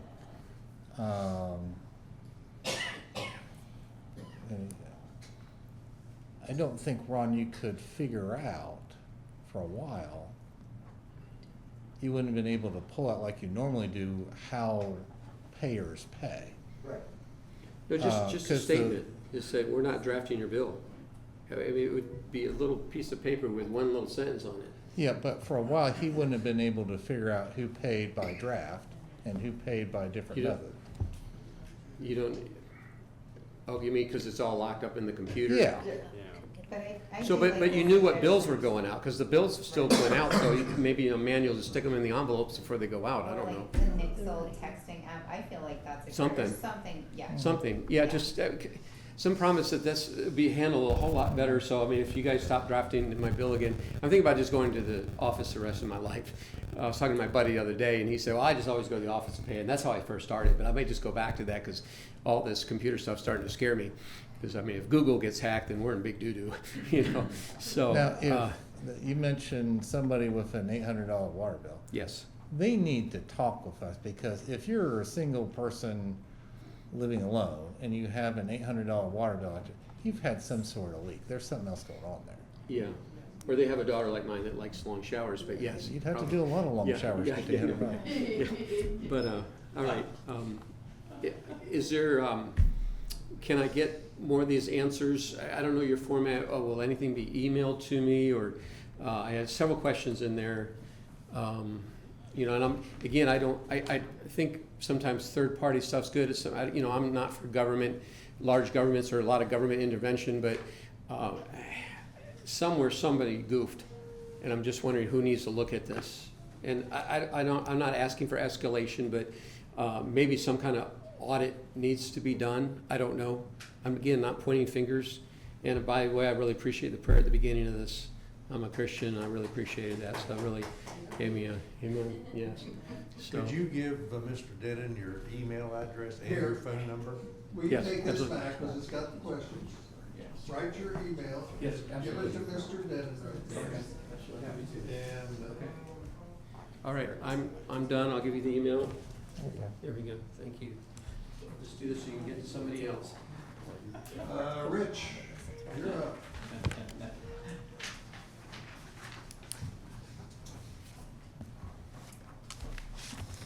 My name is Richard Dawson. I live at 414 North Street. Long-time listener, first-time caller. I like it.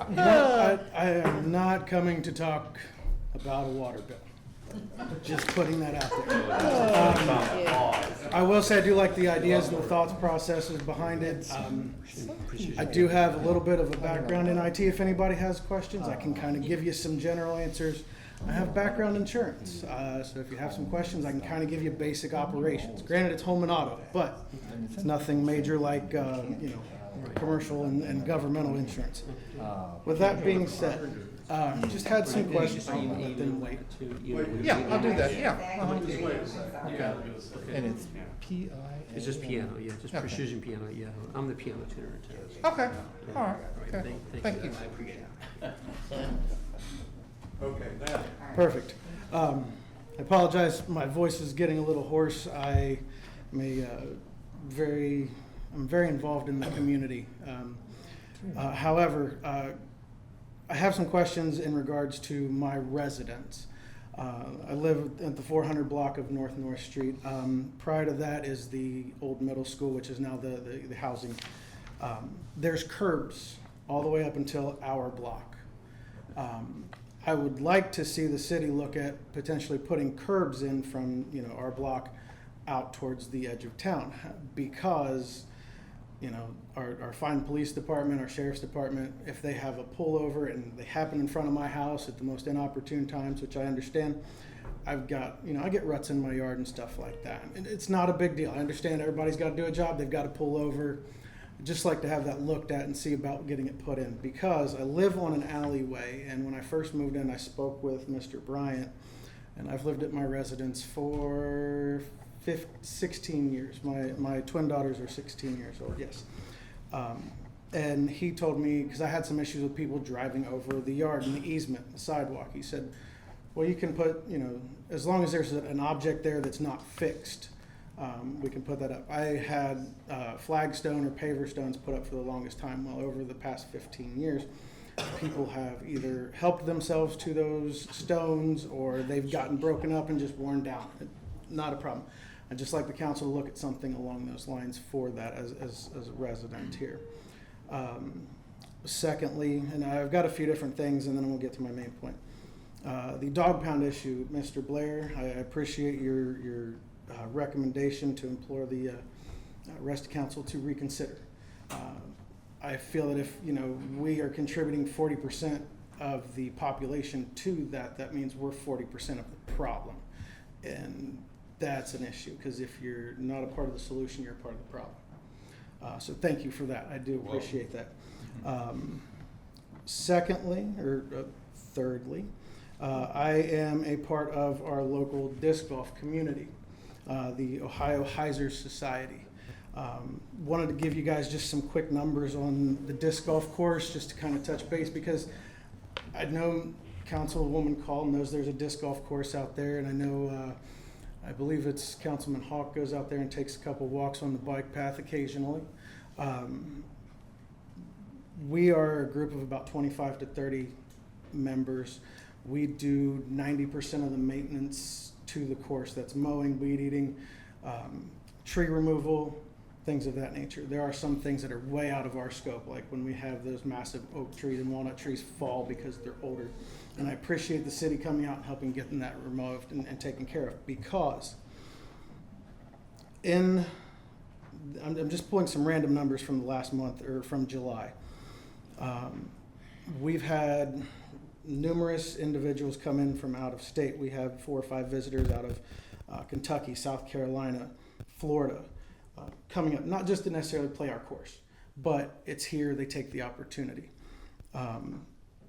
So we have a lot of traffic coming in, and I'm out there almost every weekend doing some form of weed eating, mowing, course maintenance, cleaning up. Mr. Denon saw my father and I out there moving mulch from a mulch pile that we have out front over to the back side of the course so we can get it into our wooded holes. The one thing I would like to request from the city is some additional assistance, not with doing anything out there, but I know that he has spoken with the president of the society and has given him Mr. Heath's number about getting some additional things out there as far as like dirt and mulch, because we have a lot of holes out there, like, and I'm talking like holes in the ground where trees have been removed and stumps and stuff like that. We'd love to get that filled, because I'm not a spring chicken and I've rolled my ankle way too many times.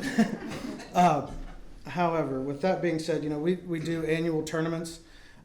We did one this past summer. It brought in a multitude of people from out of the area. Pardon me. have a medication that makes my mouth dry, and then I stand up here and I've got people eyeballing me, so it just keeps coming at me. With that being said, the course itself, there's roughly 700 courses in the state of Ohio. You can find these at state parks, there's private courses, etc. It is a relatively inexpensive hobby to get into. Our course was the 73rd most played course in the state of Ohio, out of roughly 500 to 700 courses. And that's why I appreciate, the help that we do get. You guys did donate a mower to us. That's helped us out tremendously. We handle a lot of this stuff on our own, and I like it that way. I like to get out there because I'm a father of 3 daughters. I love my daughters. They take long showers too, wherever that gentleman is. So I need to go out and, work off my frustrations of the WB. We're not going to say water bill. But yes, we're the 73rd most played course in the state of Ohio. With that being said, this past summer we held a tournament, and we decided instead of putting the funds from that tournament into our bank account, we were going to donate it to the inclusive playground for Mrs. Call.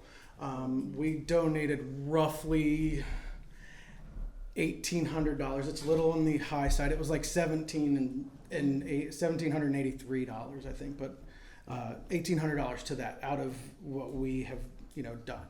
So just to kind of give you guys some information on that, we're in the United States. We are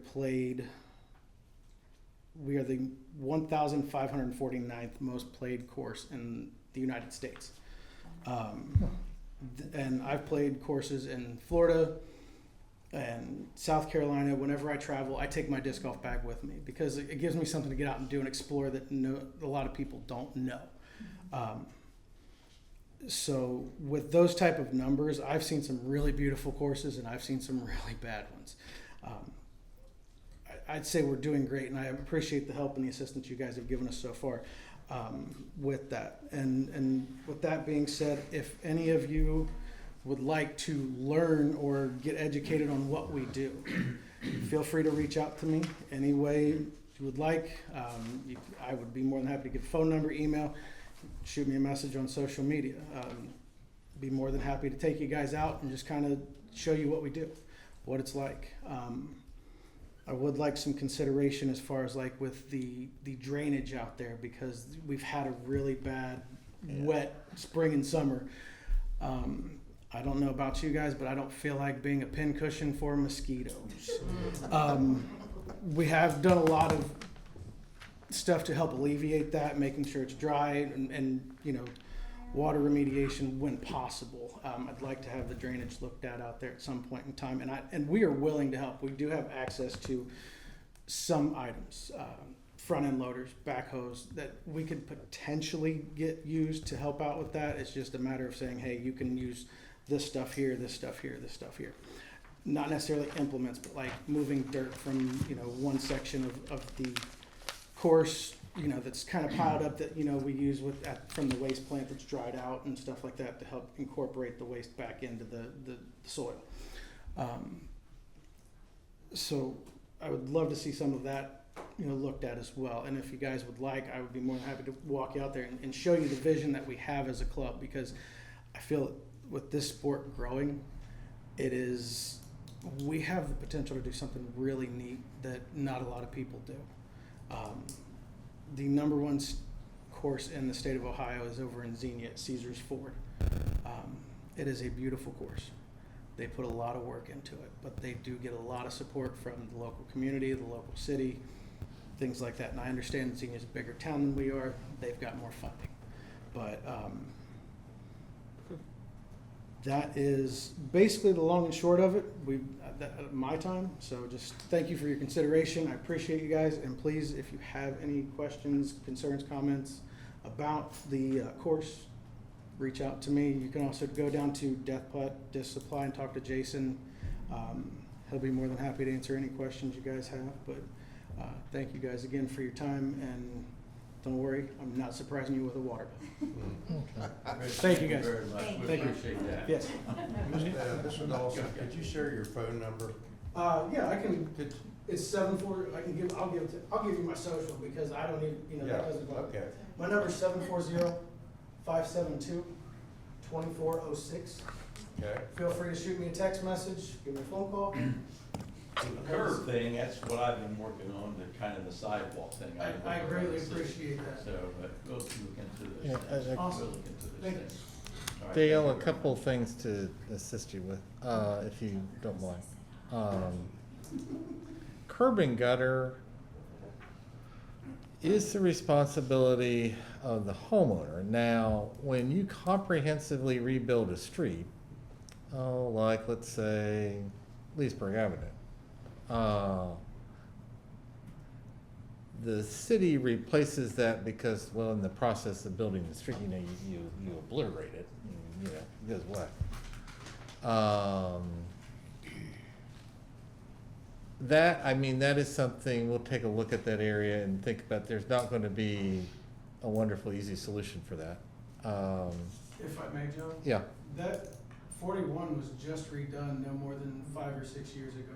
Mhm. And it, I mean, it was completely down to dirt, repaved, because I remember him shaking my house with, you know, the levelers and all that stuff for, you know, a couple of days, which isn't a big deal. But, Mhm. you know, I mean, if that's the case, then the city could have done something at that point in time. That would have been a cooperative project with ODOT. And, there you gotta work through the ODOT process about what they do and that they don't do. But let me take a look at that. And I just wanna say, Rich has always been, a wonderful person to work with. They've done a lot of nice stuff out at that disc golf course. And, you know, that initially they needed a little help in the construction phase, which I was happy to do, maybe not everybody would. Quite honestly, I'm not the person who did it either.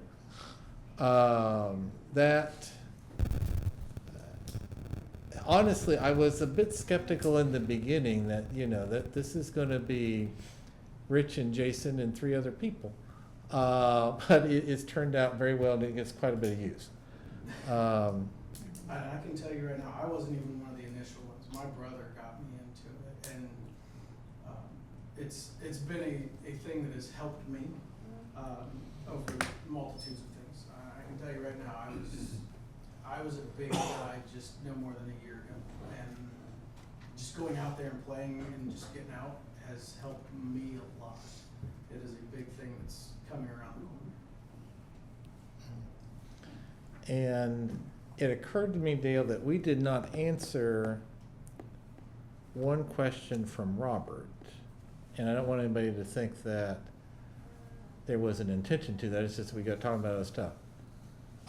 He quoted a section of the Ohio Revised Code. And Ron will recall that we looked at the same thing together.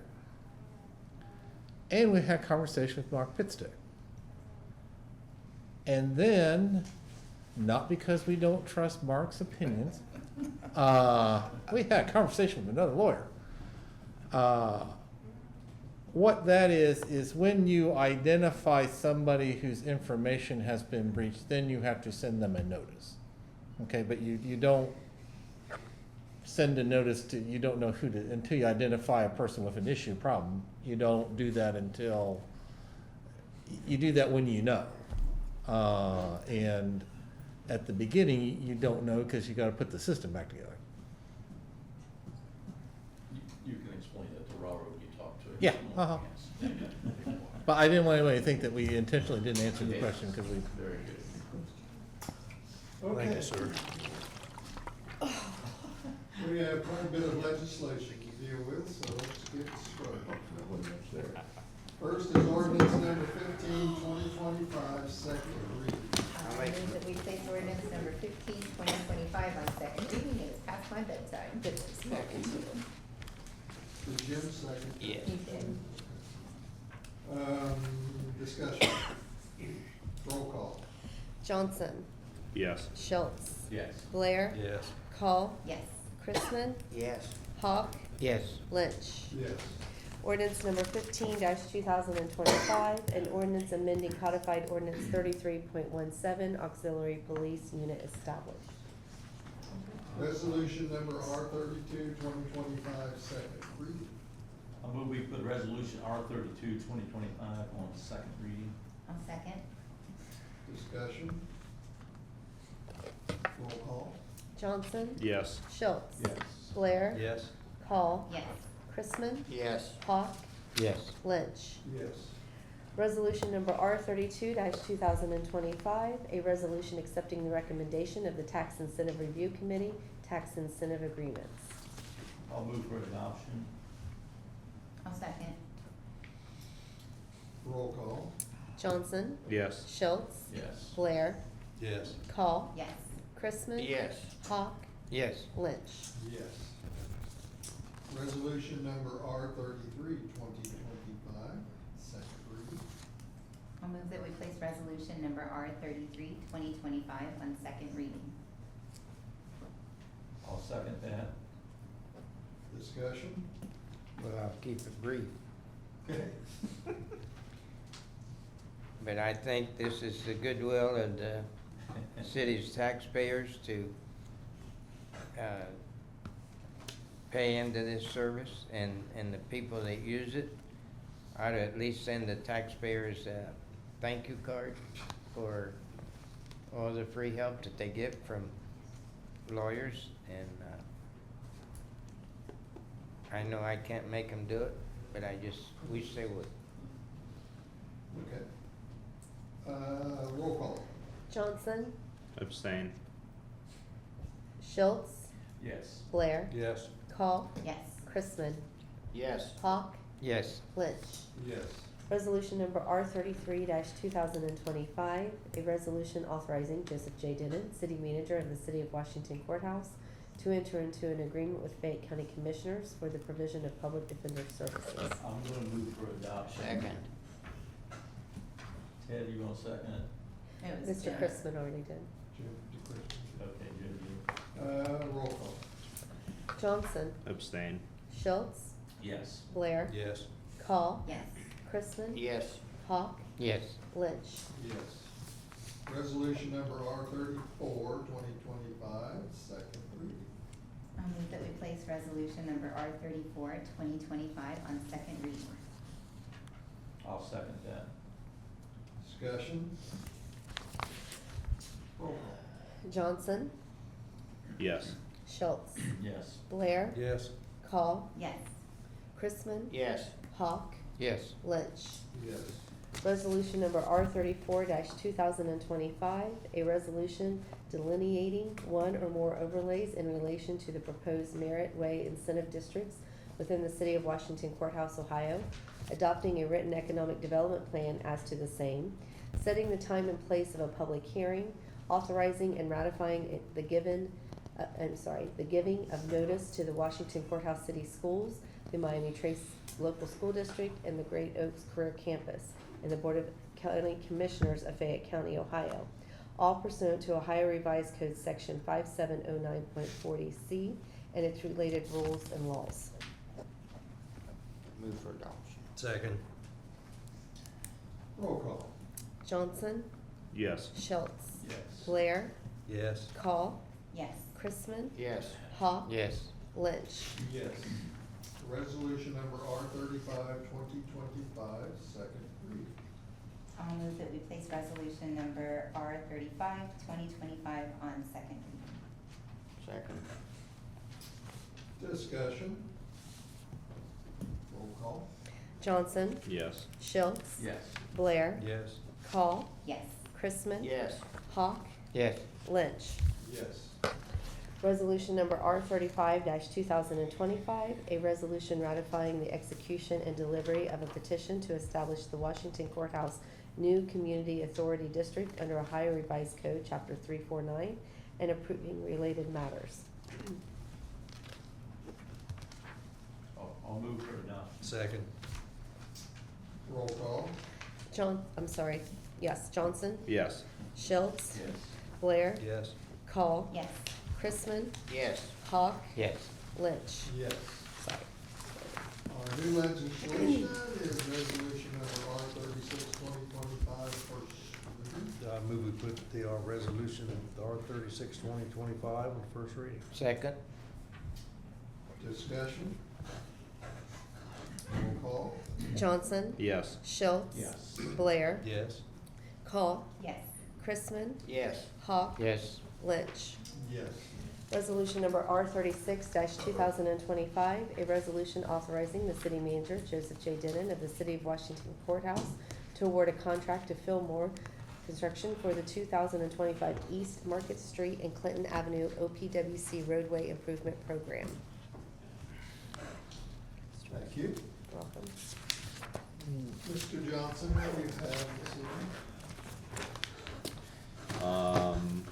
A lot of questions about water bills. Kidding. Anyway, dog pound, 40% of the dogs in the dog pound are of the city. City's half of the county.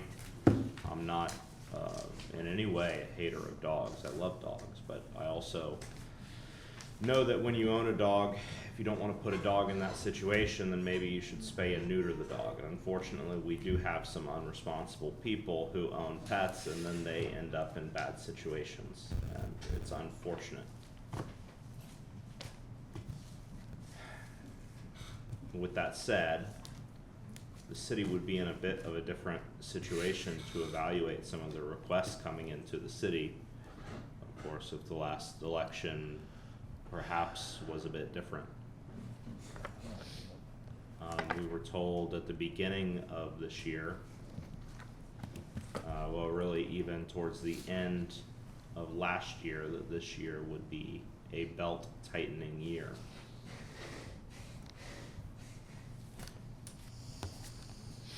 And so we thought of a way that maybe we could get ahead on some projects we've been talking about for a long time, such as curbs, sidewalks, gutters, whenever we do a paving project. And so a capital improvement related to paving, we could lump it all together in theory and maybe get ahead on some of that. Quite frankly, supporting other aspects of our park, like our disc golf course, which I'm very thrilled to hear that we're 73rd out of like 500 courses. Did I hear you right on? Out of 700. Huh? About 700. About 700. Oh, even better. Well, that's tremendous. That's tremendous. If we had that money available, that's some areas of improvement maybe we could have contributed to, because I do consider that part of our park system. We're not asking for And, money. oh, I know that. Yeah. But I'm saying Yeah. that we could. That's an option, right? If we were to have gotten that money, we could evaluate options, not just in that, but obviously other areas, other parks do need improvement. We're gonna have to, quite frankly, completely reevaluate our IT infrastructure in the city. That's not a cheap endeavor. There's just, what I'm saying is that I'm not being harsh to the poor dogs who did not contribute to their situation themselves, but they had very, very bad owners who were not responsible. That's just how it happens. And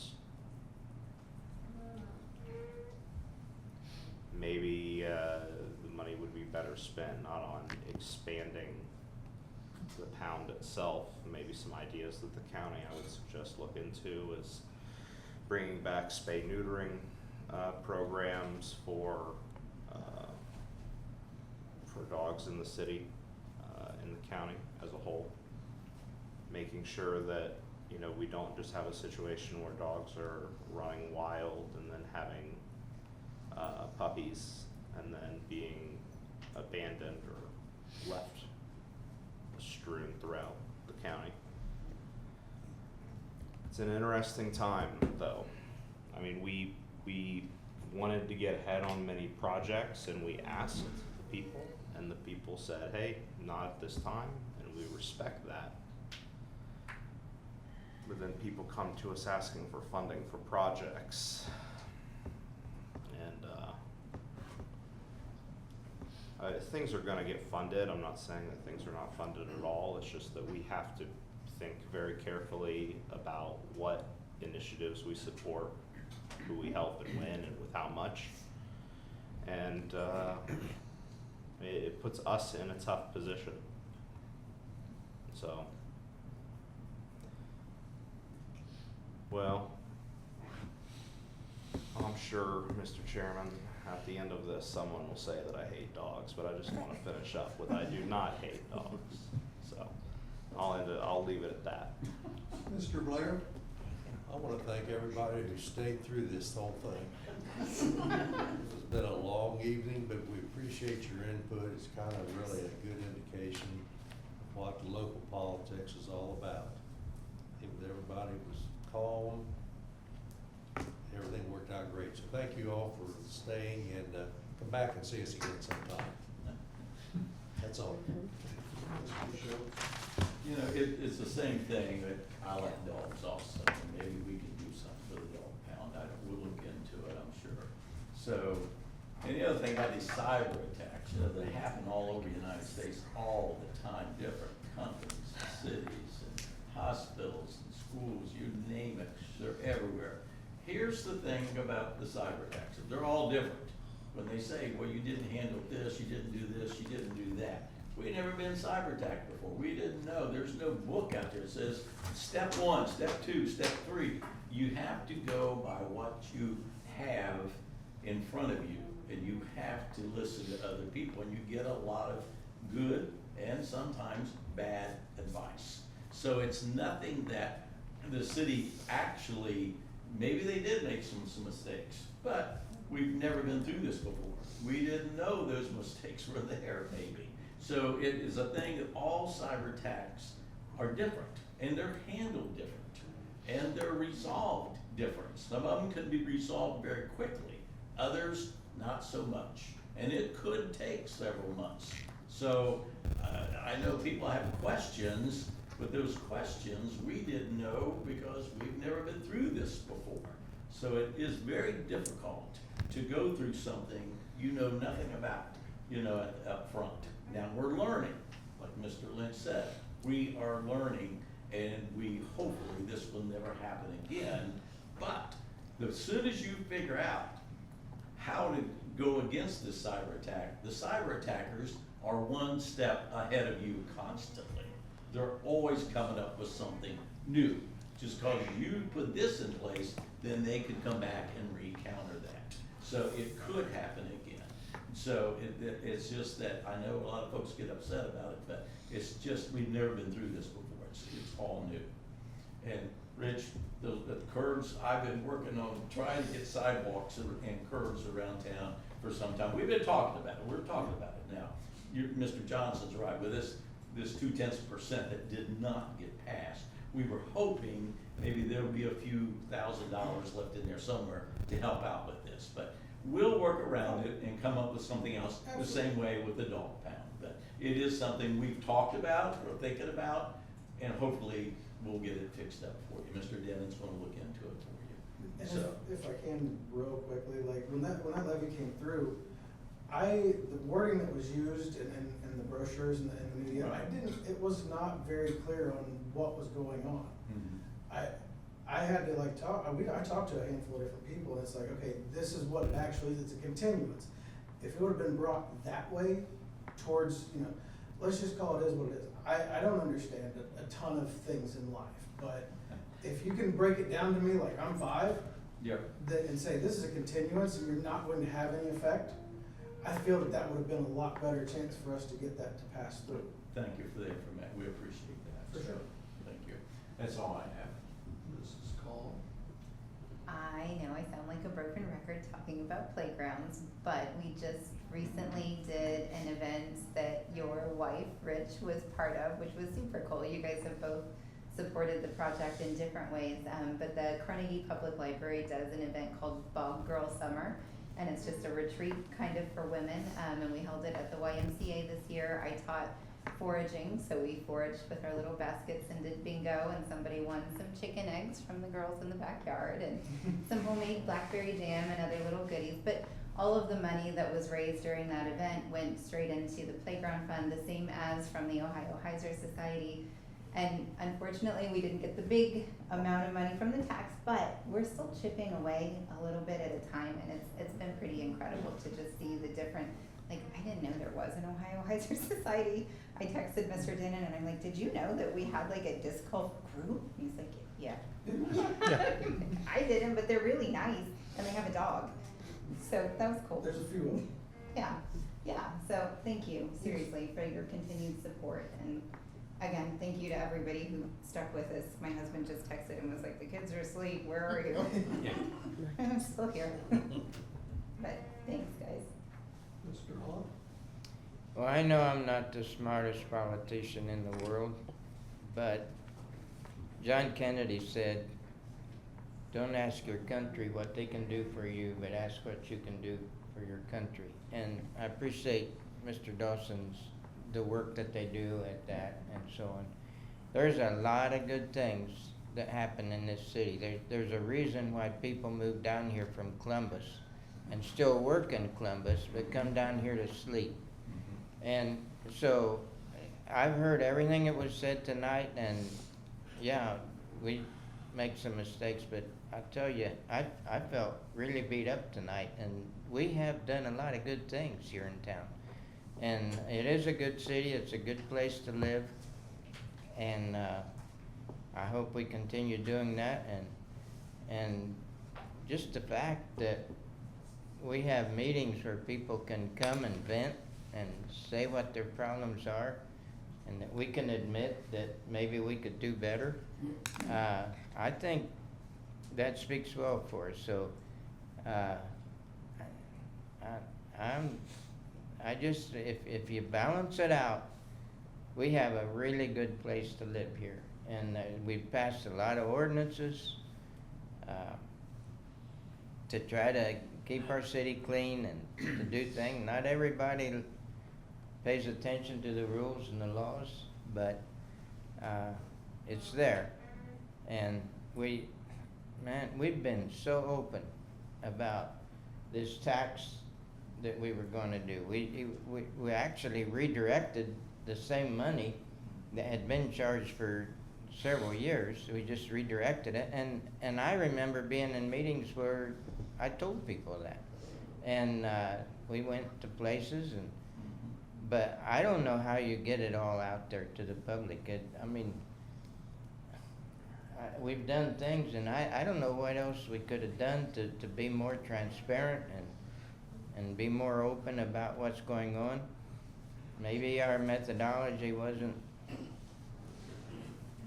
the best, but hopefully as we're moving forward, we'll do better. But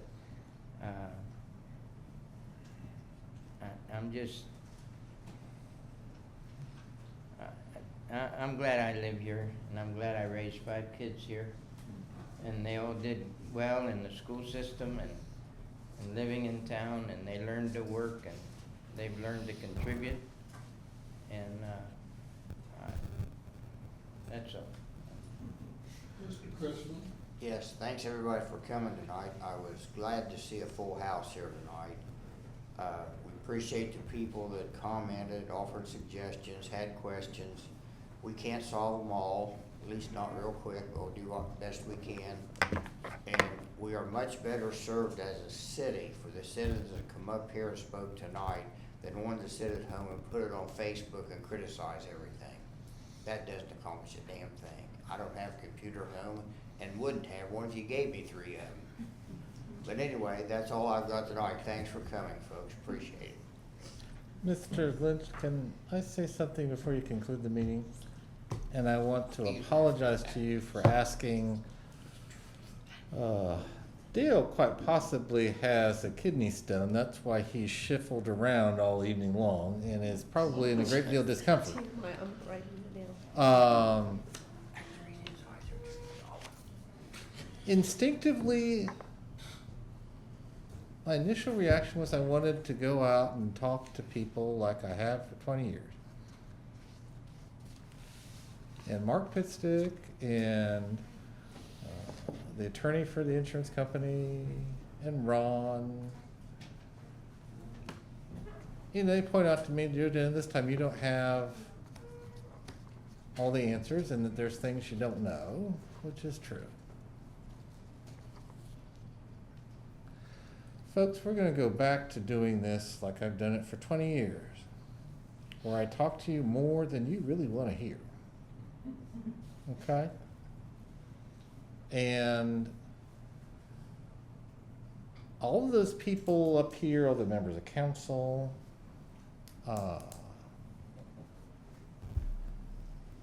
they are not to blame at all. They are citizens who give of their time and their passion for the betterment of the community. And I also want to stress that it's not the citizens' faults either, because I mean we're all in this together. Okay? And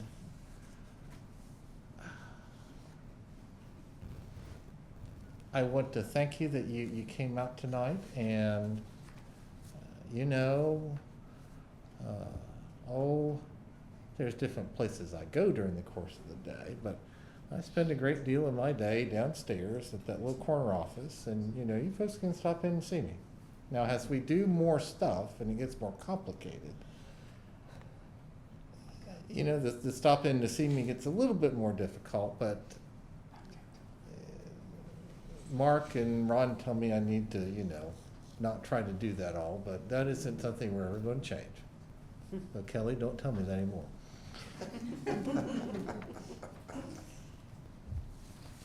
That's it. Oh, it's your turn now. I made up my mind before the meeting started that even though I could say to people that I'm limiting your time to speak, that I wasn't gonna limit anybody's time to speak, and I don't think I did. Why? Because to echo what Mr. Chrisman said, I'd rather have you come in here and look me in the eye and tell me I screwed up than put all of that junk on the internet, which is mostly lies. People think they can put anything out on the internet, on Facebook or chats or whatever, and nobody pays any attention or thinks that they're lying. They are. I am very proud of the people who work for our city. And for someone to generally accuse that somebody's lining their pockets with this money from water bills, that's a felony you're accusing somebody of. But they go ahead and say it anyway. And they think that that doesn't hurt anything. Yeah, it does. Yeah, it does. If you think somebody, if anybody out there thinks somebody's committing a felony, say the person's name. Don't just make this general. I think city officials are lining their pockets.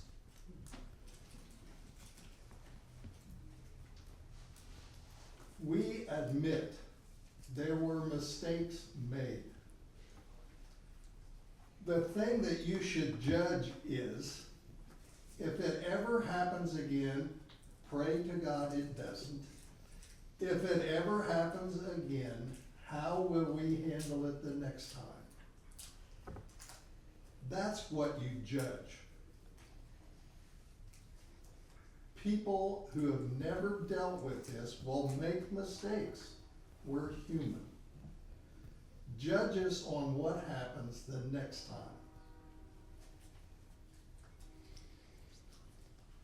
Now, it's easy to sit at your computer at home and criticize everything. I hope that some of the people who spoke tonight will go back to their computers and say, well, at least they listened and answered questions. and admitted that in some cases they were wrong. That doesn't make anybody a bad person. We just failed a tax issue.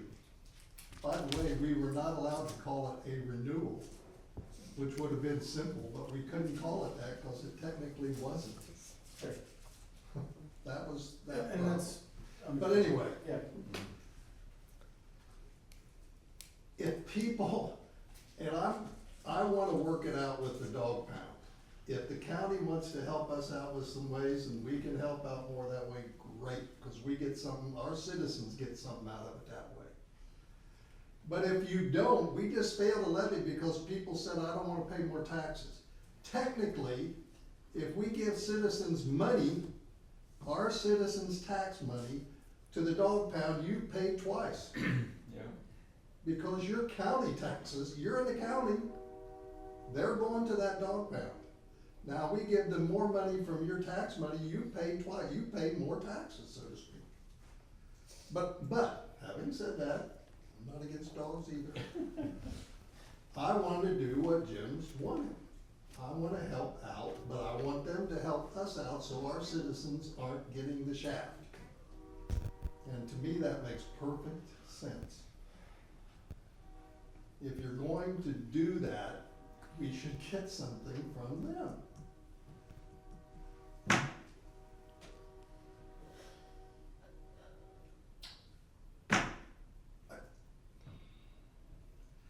When I first ran for city council, it was always a nice process. People got up and talked about why they wanted to help the city. It was never an attack. The last 2 or 3 elections for city council have turned into national politics. You talk about things trickling down from the government, it's trickled down. We've gotten nasty.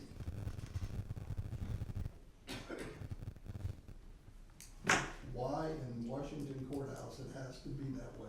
If you think you're going to convince people, all you convince them of is you're nasty. I love Washington courthouse.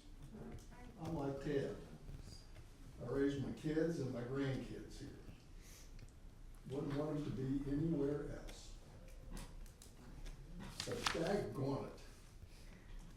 I get really upset when people just continue to attack and never come in to ask questions. And then have the nerve to say you're not transparent. There's something wrong with our society. There's something wrong. Let's be nice to each other. If you have questions, come in and ask. That's why I let people talk so long tonight. We need to adjourn. I'll make a motion to adjourn, and Dale, thanks for your good comments, they were better than mine. But you're more eloquent than I am. I just tell it like it is. I'll second like that, it or Dale. not. Thanks for coming, folks. I didn't hear a second, I'm so Yeah. sorry. Oh, You said Jim Blair. second, Jim Jim Blair did, Blair. I'm so sorry. Okay, Johnson? Yes. Schultz? Yes. Blair? Yes. Call? Yes. Chrisman? Yes. Hawk? Yes. Lynch? Yes, we are adjourned at midnight, whatever time. I've been here since